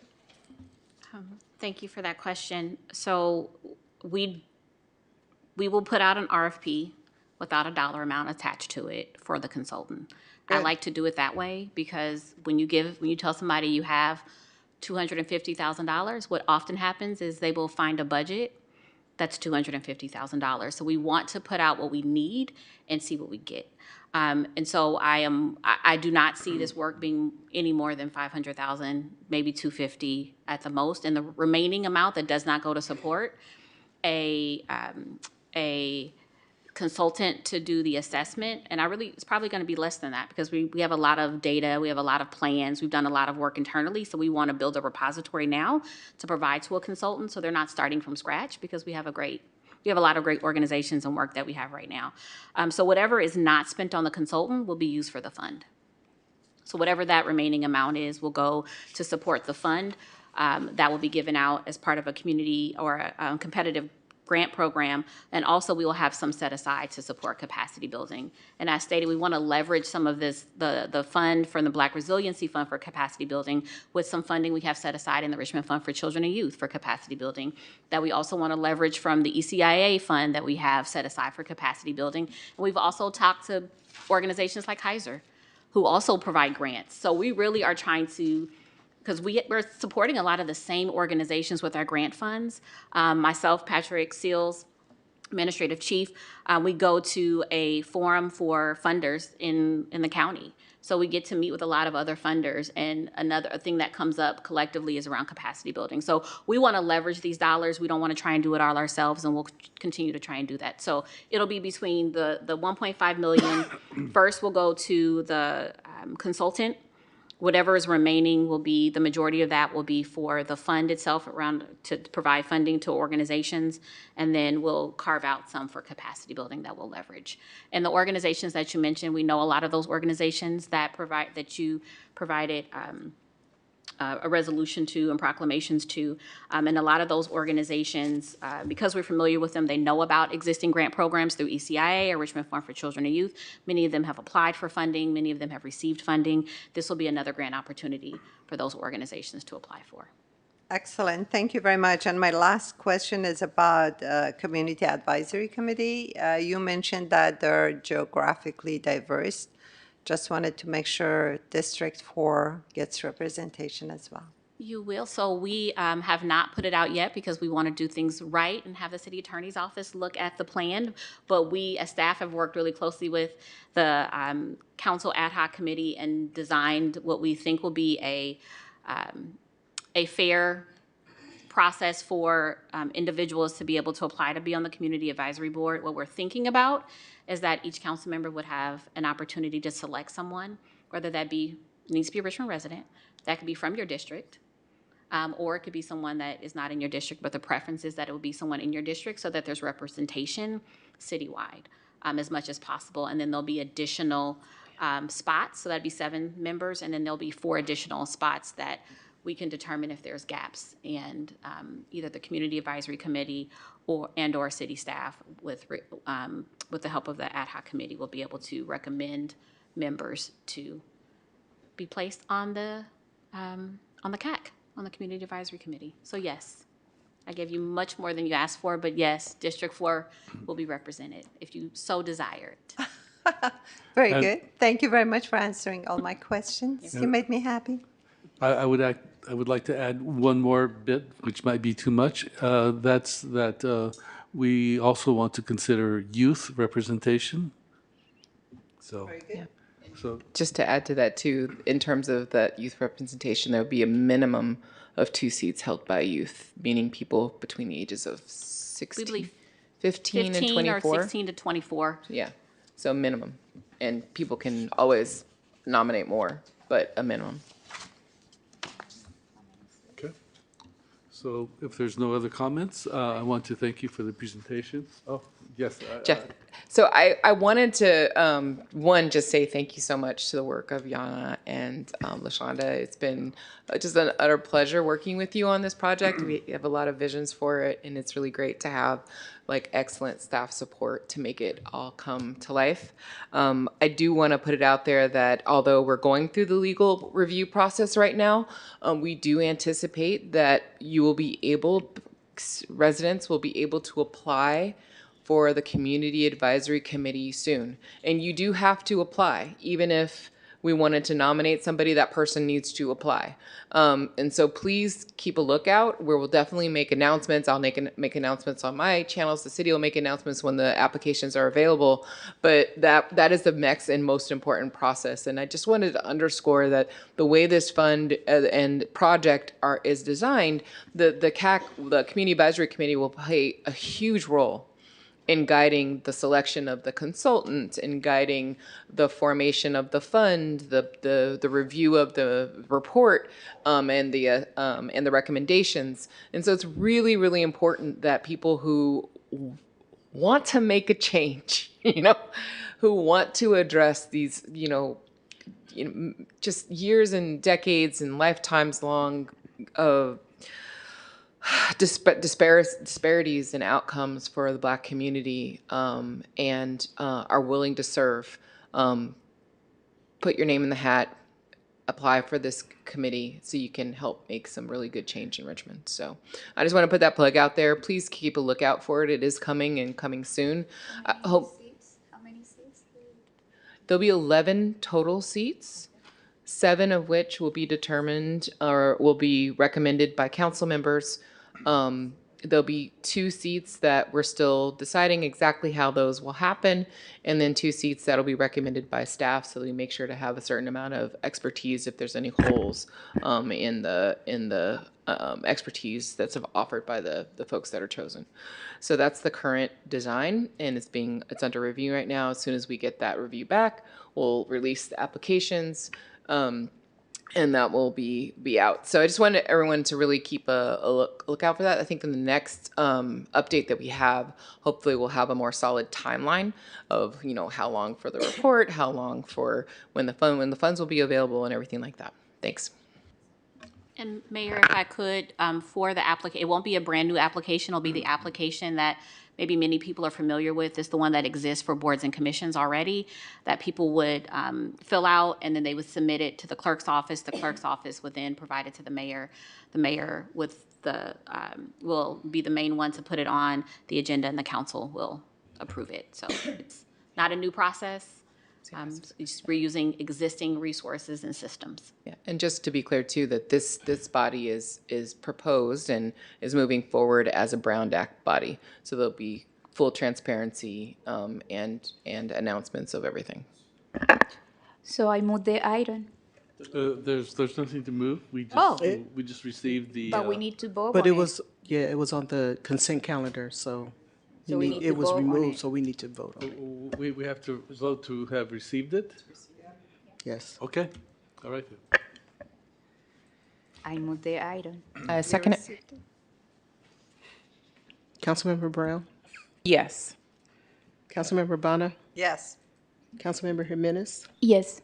Councilmember Wilson? Yes.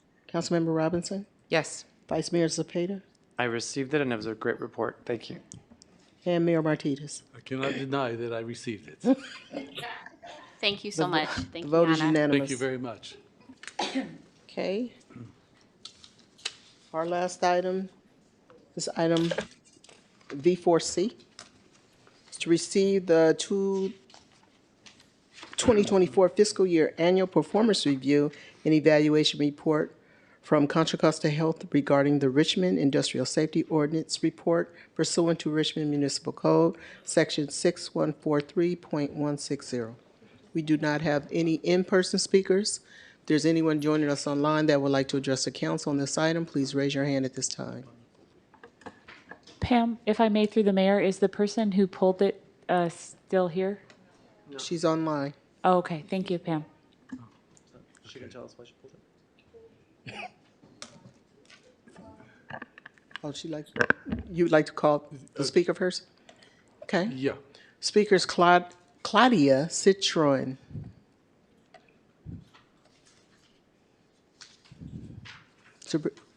Claudia, please unmute yourself. You may begin. Unmute here. Claudia Citroen. I just want to express my deep disappointment that the Contra Costa Health Department recent report was quietly placed on a consent calendar instead of new business where it belonged. This is not a routine administrative item. It contains verified local health findings. There is no information on any of the many flarings of Chevron in 2025, even though the report says it includes 25. The public has every reason to expect a full discussion and relevant questions. The council shows great enthusiasm to invite a plethora of outside speakers, placing national fossil fuel the clean air policies under new business. But it fails to focus on local health data, and this needs to be prioritized. We get grants for clean air. We get grants for people who deal with asthma. You cannot hold public forums on federal pollutions while refusing to discuss country reports detailing health impacts in our community. The decision to push it into the consent calendar sends a message that community health issues, especially those related to Chevron industrial pollution, are inconvenient or secondary. I urge the council to, since it's almost at the end, to put this item back on the agenda on the next council. The Richmond deserves an honest conversation about local health, industrial accountability, and implication of these reports, including items which this report fails to address. And Contra Costa Health is known to cozy up with Martinez. Please do better. Thank you. Thank you. And that was our only speaker. Okay. Okay. Good evening, Mayor, council members. Lena Velasco, Director of Community Development. I'm here this evening with Nicole Heath, who's the Director of the Hazardous Materials Program. Online, we also have Michael Dossi, who's the Supervising Accidental Release Prevention Engineer.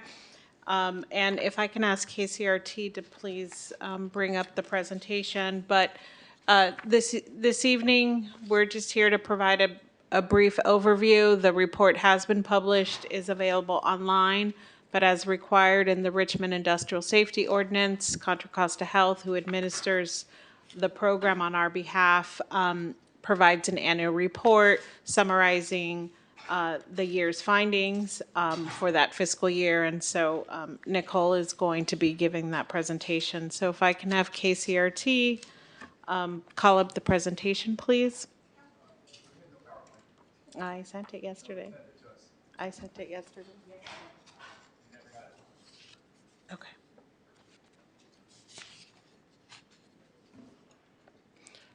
Sorry, Mayor, if we can just have a few minutes. Sure.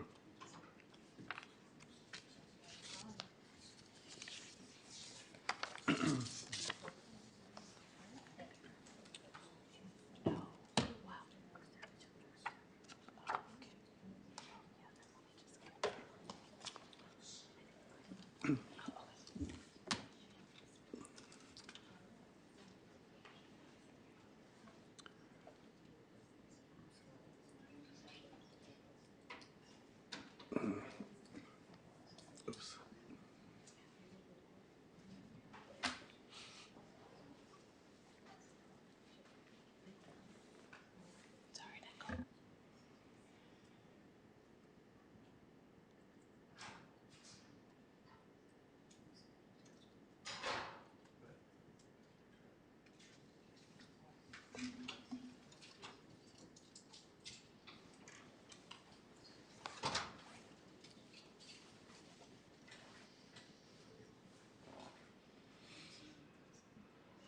Can I say something while they're preparing? Make a comment? Sure.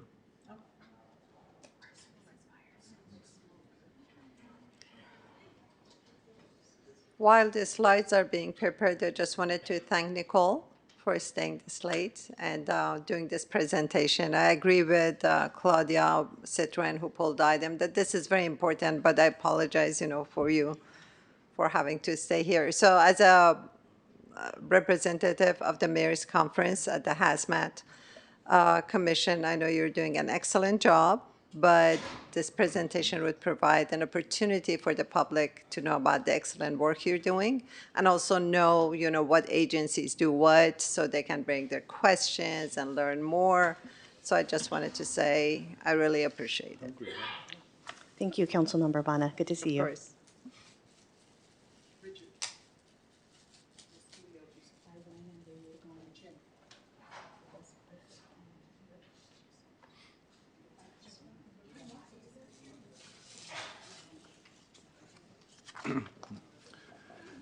And I'd like to add that something that the report doesn't show is the fact that we need more, what's the word, enforcement. We don't have the ability to enforce everything that needs to be done. And I'm not sure how we can compensate for that.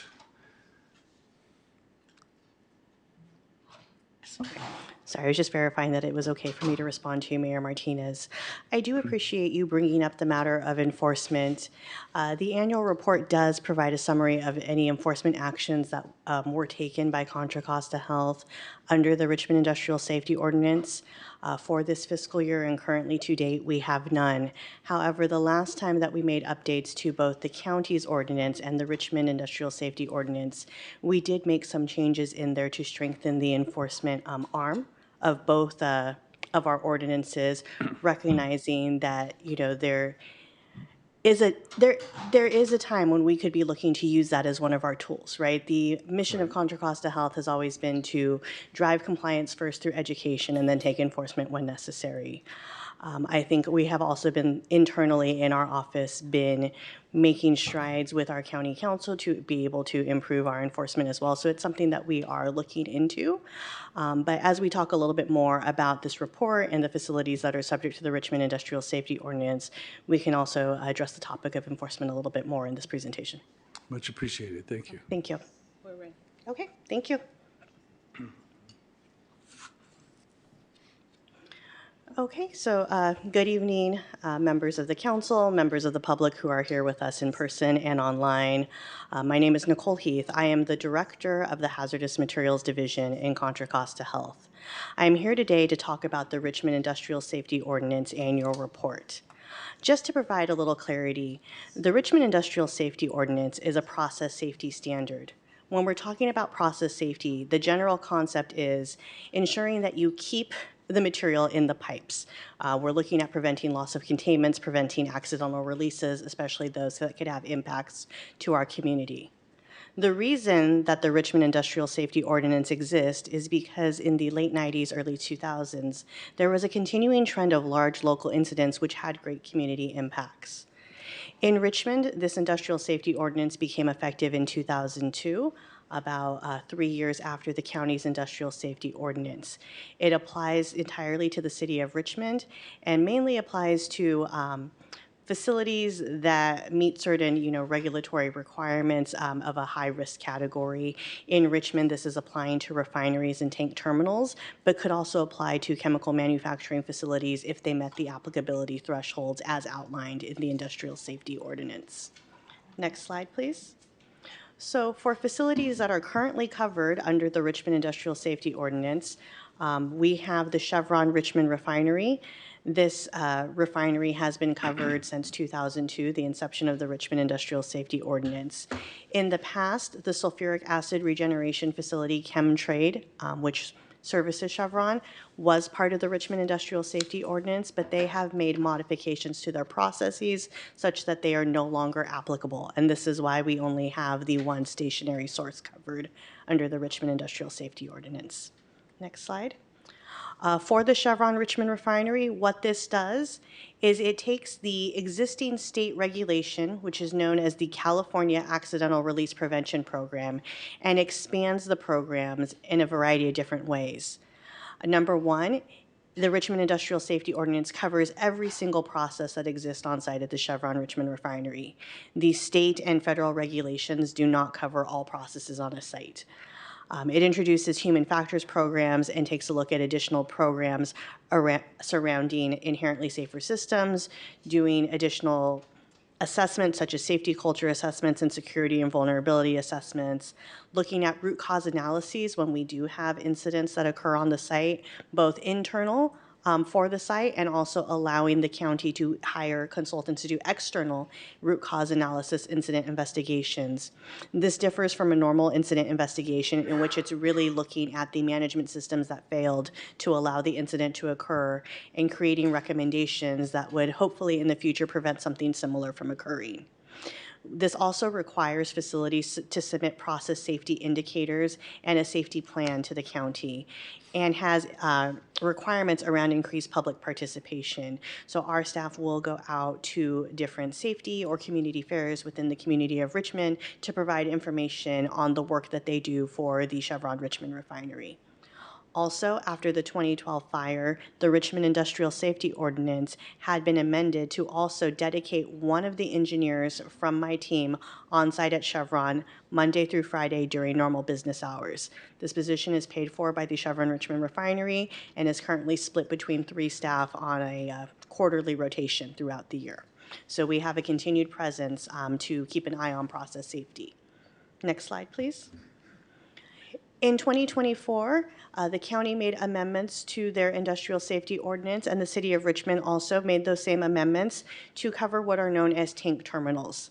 This was as a result of the 2019 New Star facility fire that occurred over in the Crockett area. The health department, after that incident, took a look at our requirements within the industrial safety ordinance to see if we felt there was a gap for these tank terminals. Tank terminals are typically not covered under the Industrial Safety Ordinance before this amendment. Most of them are not covered under the California Accidental Release Prevention Program.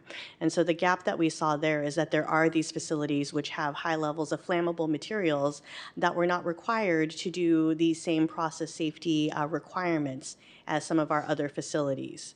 And I do really want to thank the City of Richmond Council for their continued collaboration in making the same amendments that the county does to their industrial safety ordinance so that we have similar ordinances and not different requirements across our county. If you can go to the next slide, please. So the tank terminal requirements that were introduced in 2024 also require these 4 facilities to submit a safety plan and requires them to implement 9 process safety programs. We're looking at very important measures such as having a mechanical integrity program to ensure that piping and tanks are maintained well throughout the system, ensuring there's proper operating procedures and training for those who are working in these areas, in addition to other process safety programs. Next slide. And right now, we have a working group that is comprised of members of Contra Costa Health, members from the facilities that are affected by the tank terminals, and community members preparing a guidance document for the facilities to be able to implement and comply with these new tank terminal regulations.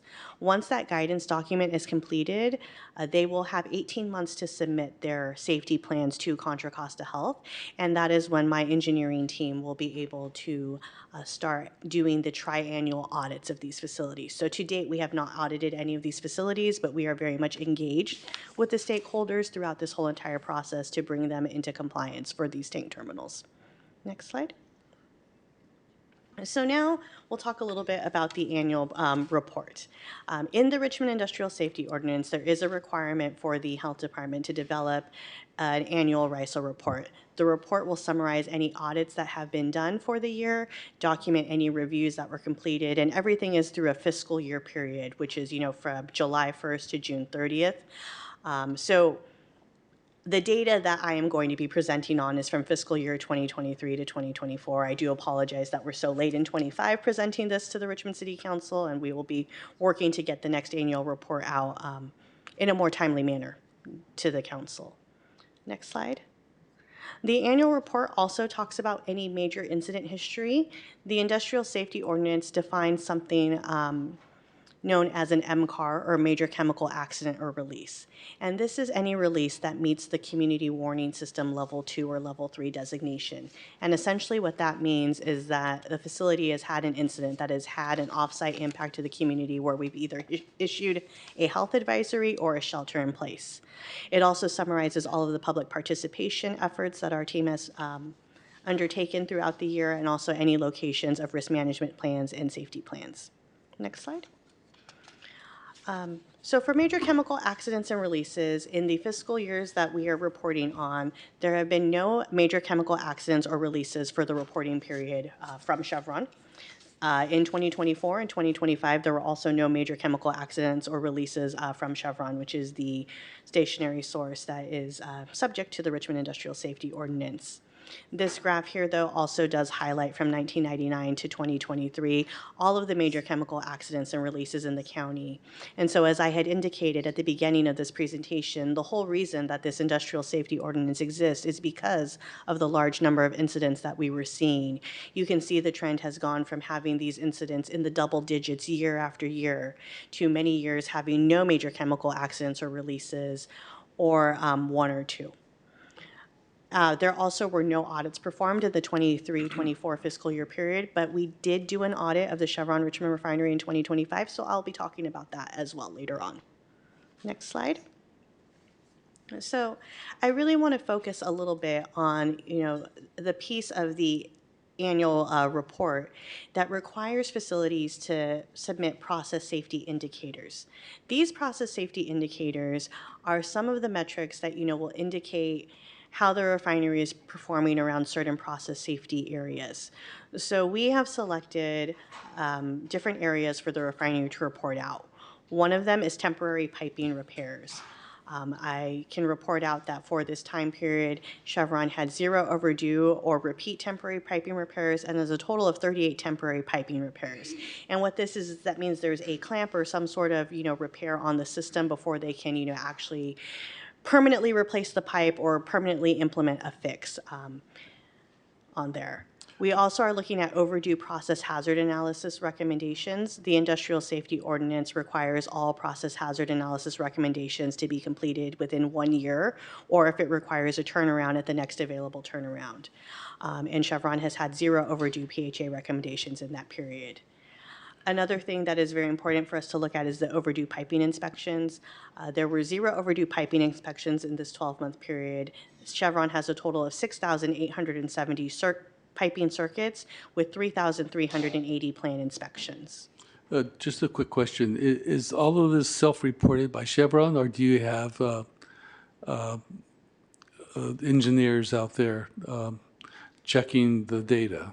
This is all self-reported by the facilities. Okay, thank you. And then the last indicators that we have the facilities report on are their American Petroleum Institute Tier 1 and Tier 2 incidents. This is not to be confused with Level 2, 1, 2, and 3 Community Warning System incidents. This is something that is defined by the American Petroleum Institute in their recommended practice 754. Tier 1 and Tier 2 incidents are loss of containment incidents that would have off-site consequences. There's a whole definition in API on it. I will not utilize the time with the council to go through that definition. But what is important to know is that a Tier 1 incident is more severe than a Tier 2 incident.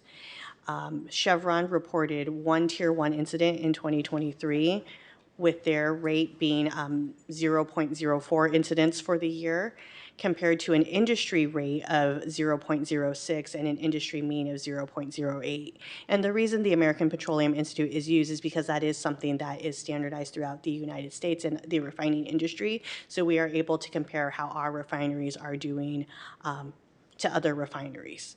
And as you can see, Chevron's Tier 1 rate is lower than both the industry rate reported and the industry mean. And they reported 0 Tier 2 incidents in 2023. For every incident that Chevron has, some form of incident investigation is completed. And so we also have them report out if there are any past due recommendations from their incidents investigations.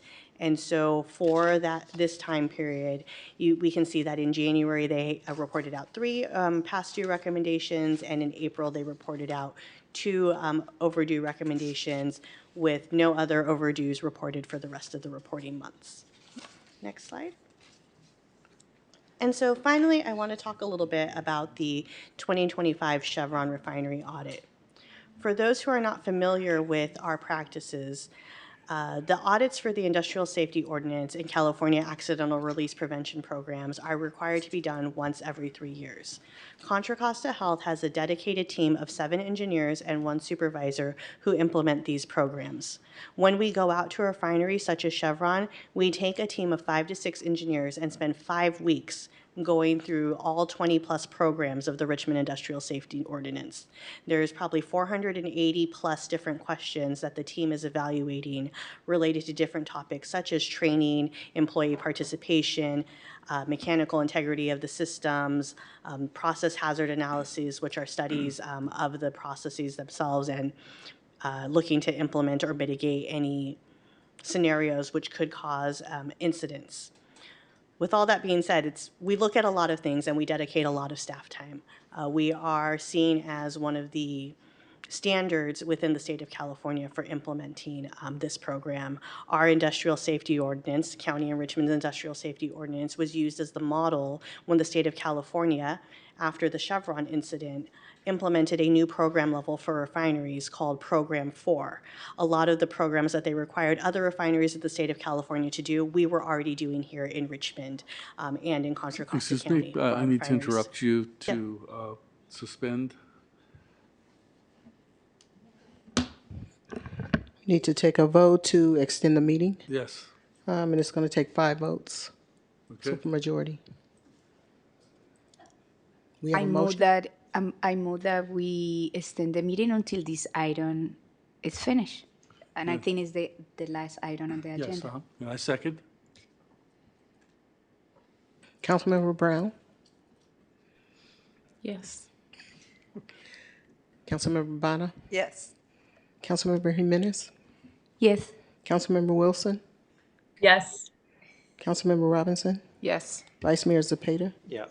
And Mayor Martinez. Yes. The vote is unanimous.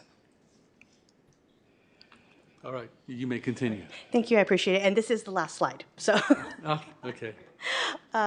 So with that being said, at the end of this 5 weeks that the team spends doing the triennial audits, we evaluate every single question that we answer and determine whether or not the facility, Chevron in this case, is in regulatory compliance. If they're found not to be in regulatory compliance for an item, we issue what is known as an ensure action item. And so the graph that I'm showing everybody shows the trend of number of ensure items for the Chevron refinery and the blue line, and then the red line shows the average for a facility that is subject to the Industrial Safety Ordinance or Richmond Industrial Safety Ordinance for the same timeline. And so we have done 9 audits of the Chevron refinery in the 20-plus years that this program has been in inception. So about 1 every 3 years is the cadence. And so you can see at the first audit, everyone was actually very high up, 60 plus to 80 plus, and that has gone down. Typically, although I can't say with certainty, where you do see some increases is when we've had amendments to the ordinance and people are, kind of coming into an understanding of what it means to be in compliance with the new requirements. But for this 9th audit in 2025, the Chevron refinery had 22 ensure items. These 22 ensure items were spread out amongst 10 different program elements, with the one program element receiving the most ensure items being their management of change program. And that is anytime they're going to make any changes in the refinery, maybe to piping, metallurgy, anything that's going to affect the process, that is the program that they use to manage that change and ensure that procedures, process and identification diagrams are updated and the employees are trained on this change and what it means for them. There was 4 ensure items in that category. So again, we're looking at 20 plus different elements. These 22 ensure items out of 400 plus, questions that the team is evaluating across 10 different programs means that overall, we found that Chevron was generally in compliance with the programs that we are there to evaluate. We did identify 2 items as repeat ensure items. So this means between our last audit and this audit, we had identified something that had not been fixed. Mayor Martinez had asked about enforcement.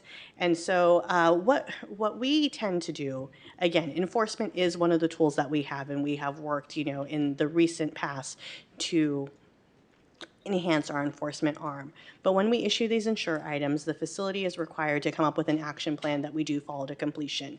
When there is a repeat, the team will typically follow up a little bit closer with the facility to ensure they come into compliance. If this were to be a continued problem, we would then look at enforcement as an avenue. We are currently, again, not having any enforcement cases that have been done for the California Accidental Release Prevention Program or Richmond Industrial Safety Ordinance in Chevron. We have been working as a department overall to look at our enforcement policies and look at the way we've been approaching enforcement, should it be needed. And, when we're talking about these highest risk facilities, we always have that as a tool for us. And so if we ever got to that point, that would be something that we would report back, to the council on. But to date, we have not had any enforcement. That's the end of my presentation. Thank you. Councilmember Jimenez? Yeah, thank you so much. It's good to hear these. And one of my question is, since this was pulled out by one member of a community, since that could be more interest in knowing more about that. My first question is, what is the community engagement for providing information about these that you do? Yes, so we are required by the Richmond Industrial Safety Ordinance to engage with the community for a couple of different situations. One is when the facility submits their safety plan, which they must submit every 3 years. Once that safety plan is finalized, we're required to go to a public event and provide information on that safety plan to the public. The same is also required when we have a audit that has completed. So we have just completed this 2025 audit. I would imagine that we would be going to a public venue sometime in early 2026 to go to the community and give information. Now, I was very detailed in my presentation. These audit reports are very detailed themselves. It's a binder probably about as thick as the one sitting over there on that table, full of the documentation. In order to be able to present this in a easier format for the public, we have also worked very hard to create one-page audit summaries that give an overview of the facility itself, the chemicals of concern that make them subject to the program, a brief incident history over the last 3 years, and then highlight what was found to be not in compliance with the refinery. We also have all of this information on our websites.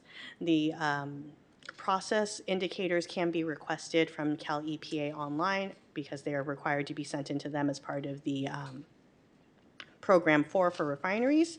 And then the Richmond Industrial Safety Ordinance process safety indicators are placed online with the report. So this report that I'm reporting on is also online. And we do also work very hard to go to different meetings. So I have recently gone to Chevron's Community Action Panel, I believe, or their CAP meeting to present out on the hazardous materials division. We've also gone to the Chemtrade camp and Chemtrade CAP, I'm sorry. And we have been really trying to get out there more to make the community more aware of the work that we're doing related to the Richmond Industrial Safety Ordinance. Should there be an incident, there would be a very high level of community engagement that we would do as well as we go through every step of that process. Thank you. And I had 3 more questions, just to let you know. So you mentioned the audit, and that is really extensive. Can you explain what do you do? Like, do you go and inspect the pipes, or what is the audit involved?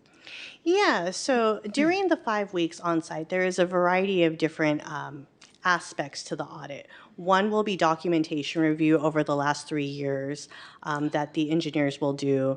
They can also go out into the field.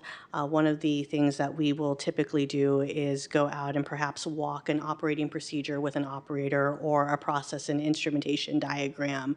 And it's a way that we are able to not only engage with the operator in an informal interview, but also check and see the accuracy of the procedure or the process and information, PNID, process and instrumentation diagram, sorry.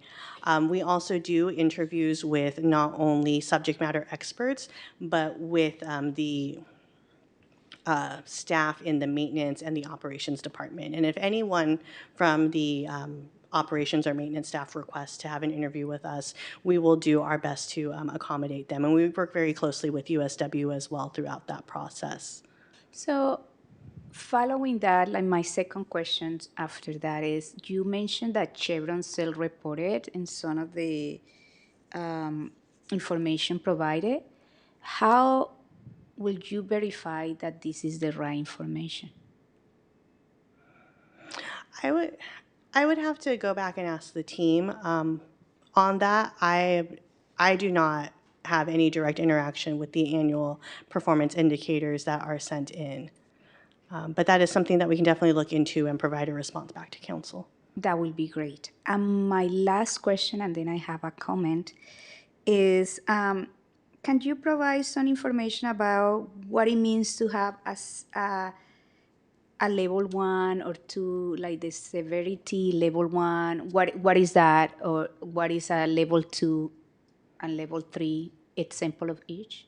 Yes, and I just want to clarify that you're talking specifically to the community warning system that we utilize in Contra Costa County? Yes. Yes, okay.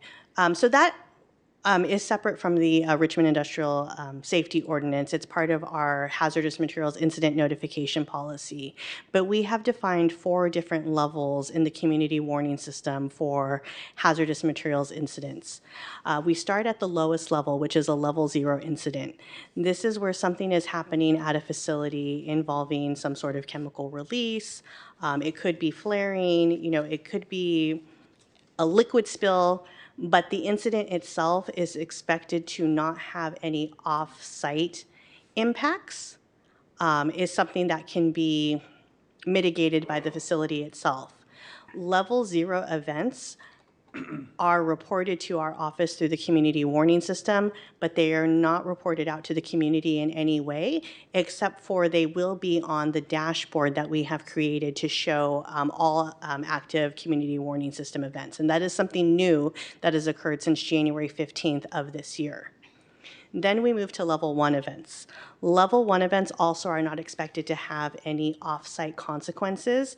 However, we have defined a level 1 as something that might affect the community, such as them being able to have seen it, heard it, or smelled it. So it could be something that is occurring on the refinery and we get calls and people are saying, we're smelling something that smells like H2S. It could be flaring that people are visually seeing in the community that's lasting for, 20 minutes or longer. It could be a visible plume, such as a coke dust plume. And for a level 1 incident, members of the community can elect to register to be alerted, and they will get a text message that says there is a level 1 community awareness message.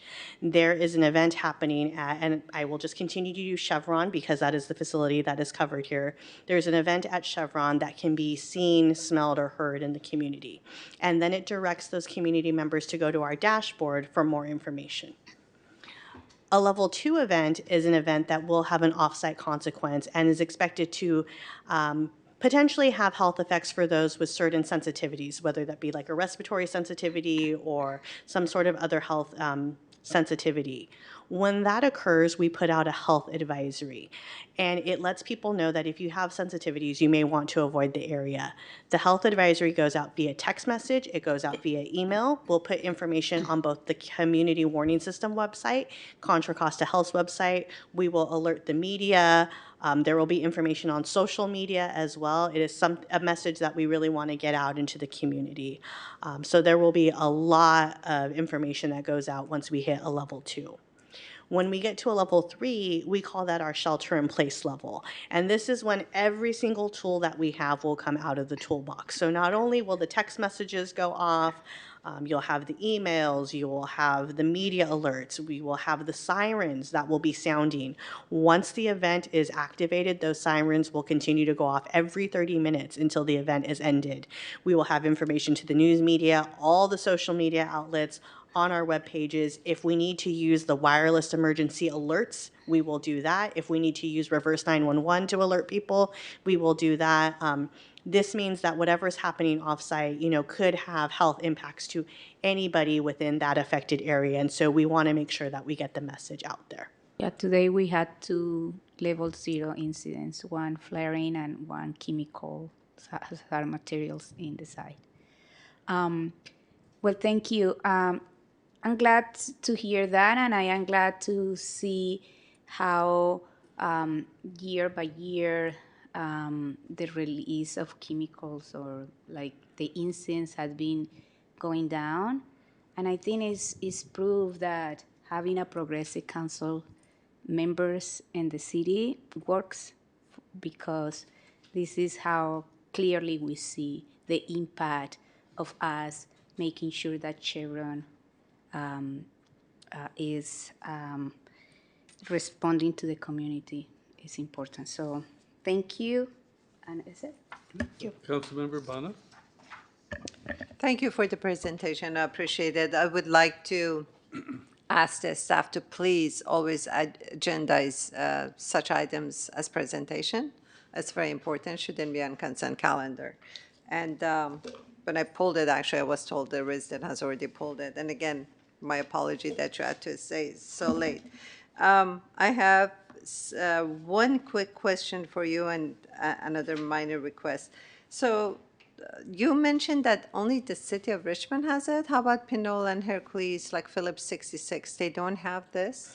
So Phillips 66 is in Rodeo, which is unincorporated county, so it's covered by the county's industrial safety ordinance.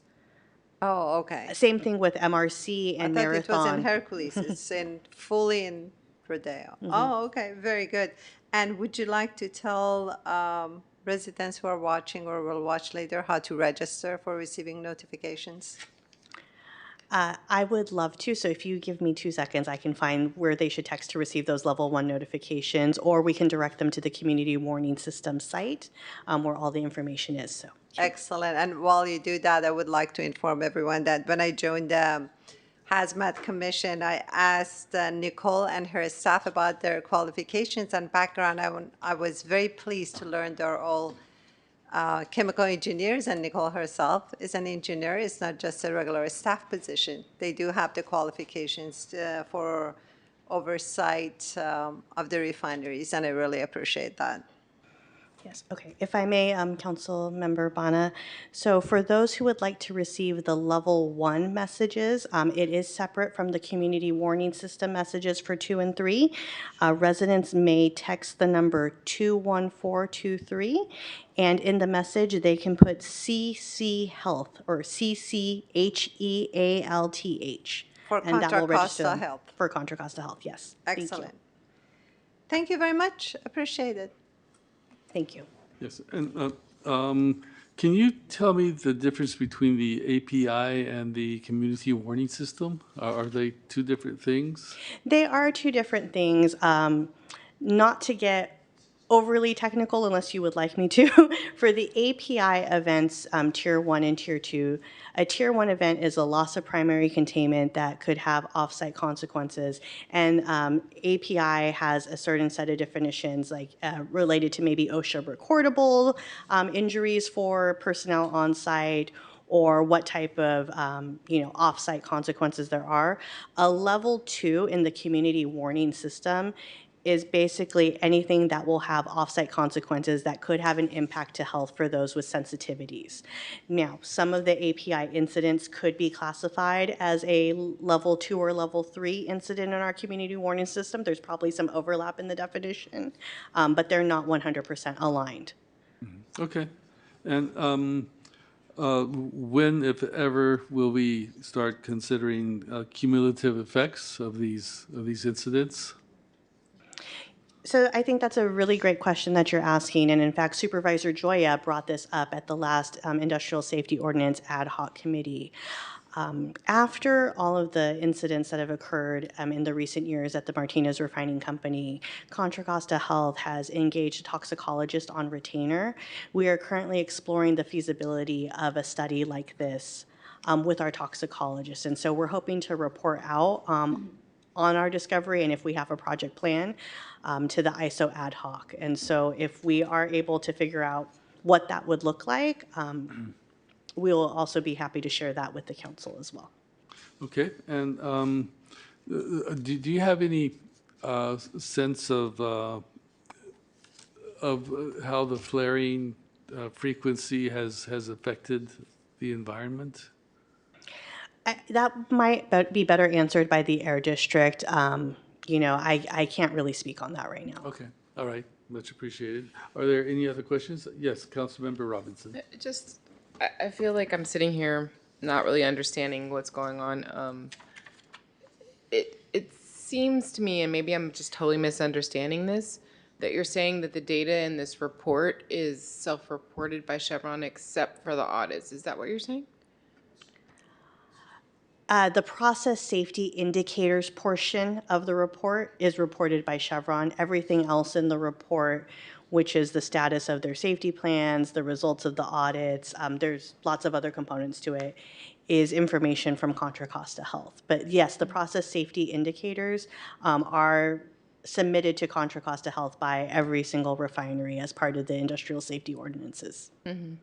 And then you said that in the last period, 2023, 2024, there were no audits. Did I hear that right? That's correct, and that's because we do audits once every 3 years. Once every 3 years. Yes. So the information that we have for most of the time is from the refinery staff themselves. They're reporting as a part of the ordinance. Yes. And then every 3 years, somebody comes in and kind of verifies. Is that how it works? Every 3 years, our team of engineers from Contra Costa Health will do an audit of all of the programs that are dictated in the Richmond Industrial Safety Ordinance. So on my last slide, when I was talking about the 2025 audit, that is what the team was verifying. It's not just limited to looking at information from those process safety indicators. There is over 20 different specific elements of process safety that are being evaluated by that audit team in the 5 weeks that they're on site. So it's a 5-week long audit every 3 years? Yes. Okay. Okay. And then I just had another thing that I didn't quite understand. What exactly is an insure item? I didn't exactly understand what you were talking about. Yeah, so when the team goes and does the audit of the process safety programs that they are subject to under the Richmond Industrial Safety Ordinance, I'll give an example. One of the things that they say is that you must perform a process hazard analysis once every 5 years. If we were to go on to Chevron and find that they hadn't done that, they would not be in regulatory compliance.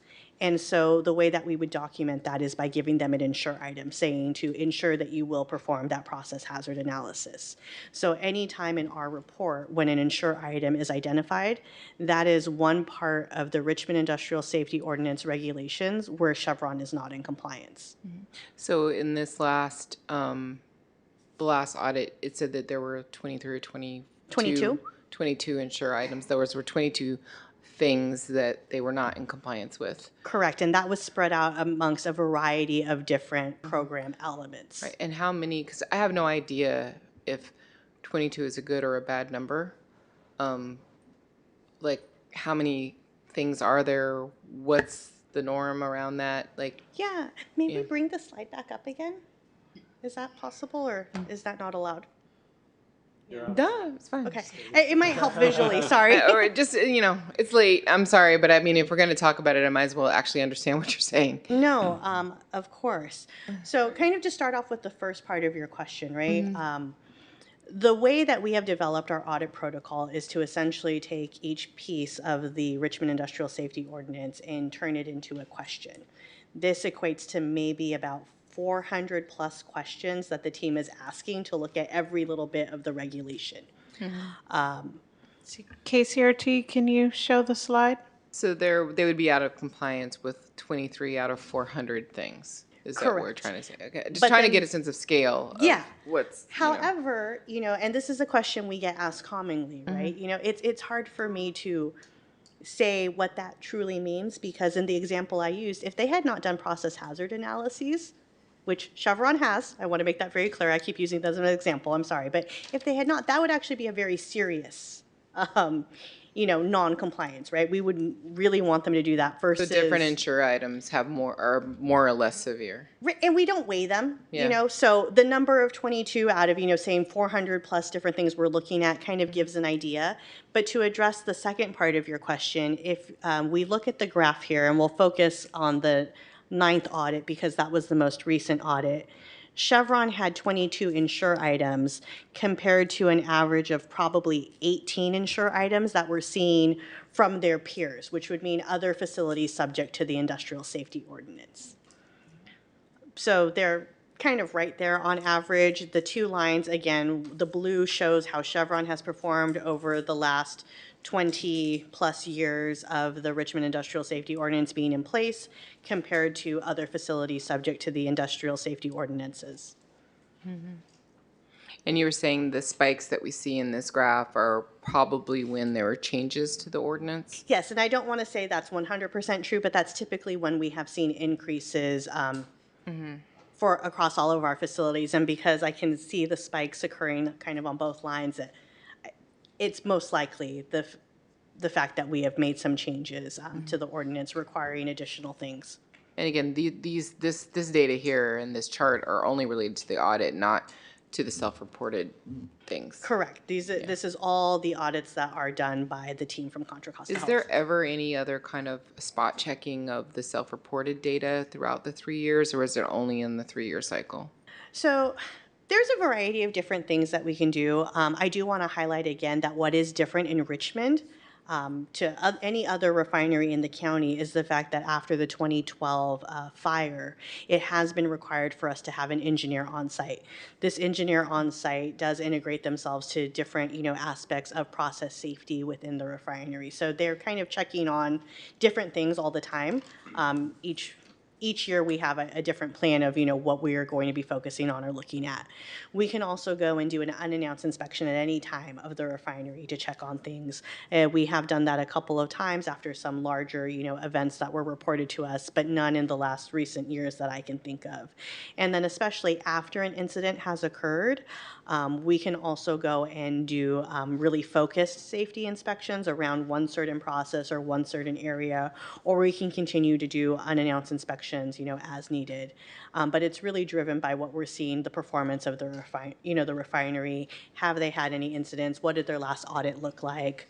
And then, as I was mentioning, for these repeat insure items, this also could result in having meetings quarterly or more frequently with the refinery to bring them back into compliance. So we have a lot of different ways that we can continue to check on them.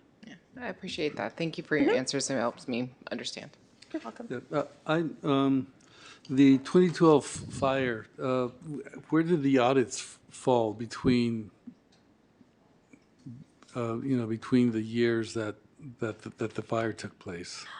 I would have to go back and check for 100% accuracy on okay. that. But I do not believe that there was an audit in 2012. I think there was one kind of, maybe the year before, and then I know we were there shortly afterwards working with the refinery. Okay, yeah, because I know that the fire took place because the pipe was thinner than a dime.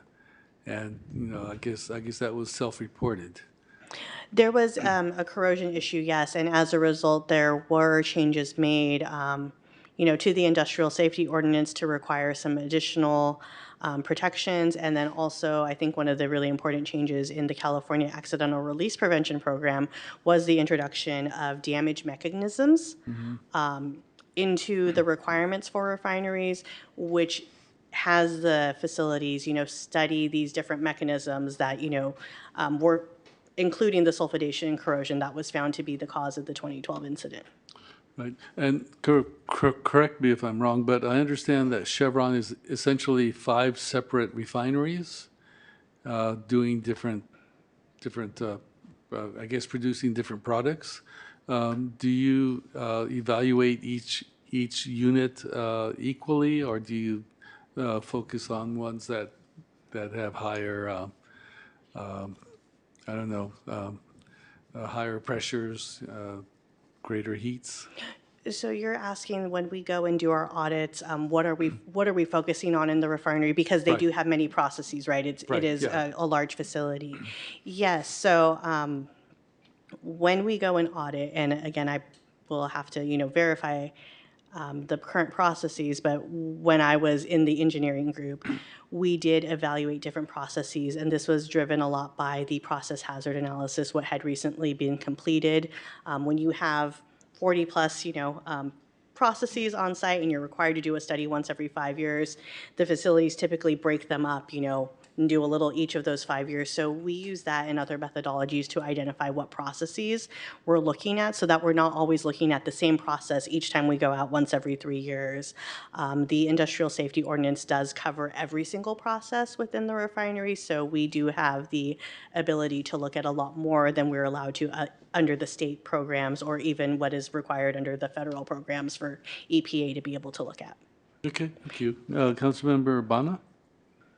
Yeah, last question. That self-reported safety process you're talking about, is that the set of questionnaires given in different categories to each refinery that we discussed at the Hazmat Commission? Yes, the annual performance indicators, yes. And then they would come up with the questions themselves. And I remember I asked the questions to be uniform for all refineries. They don't come up with the questions themselves. We send the form out to them that requires each facility to report out on the same metrics and to report the same information to us. I believe it's attachment B of this report.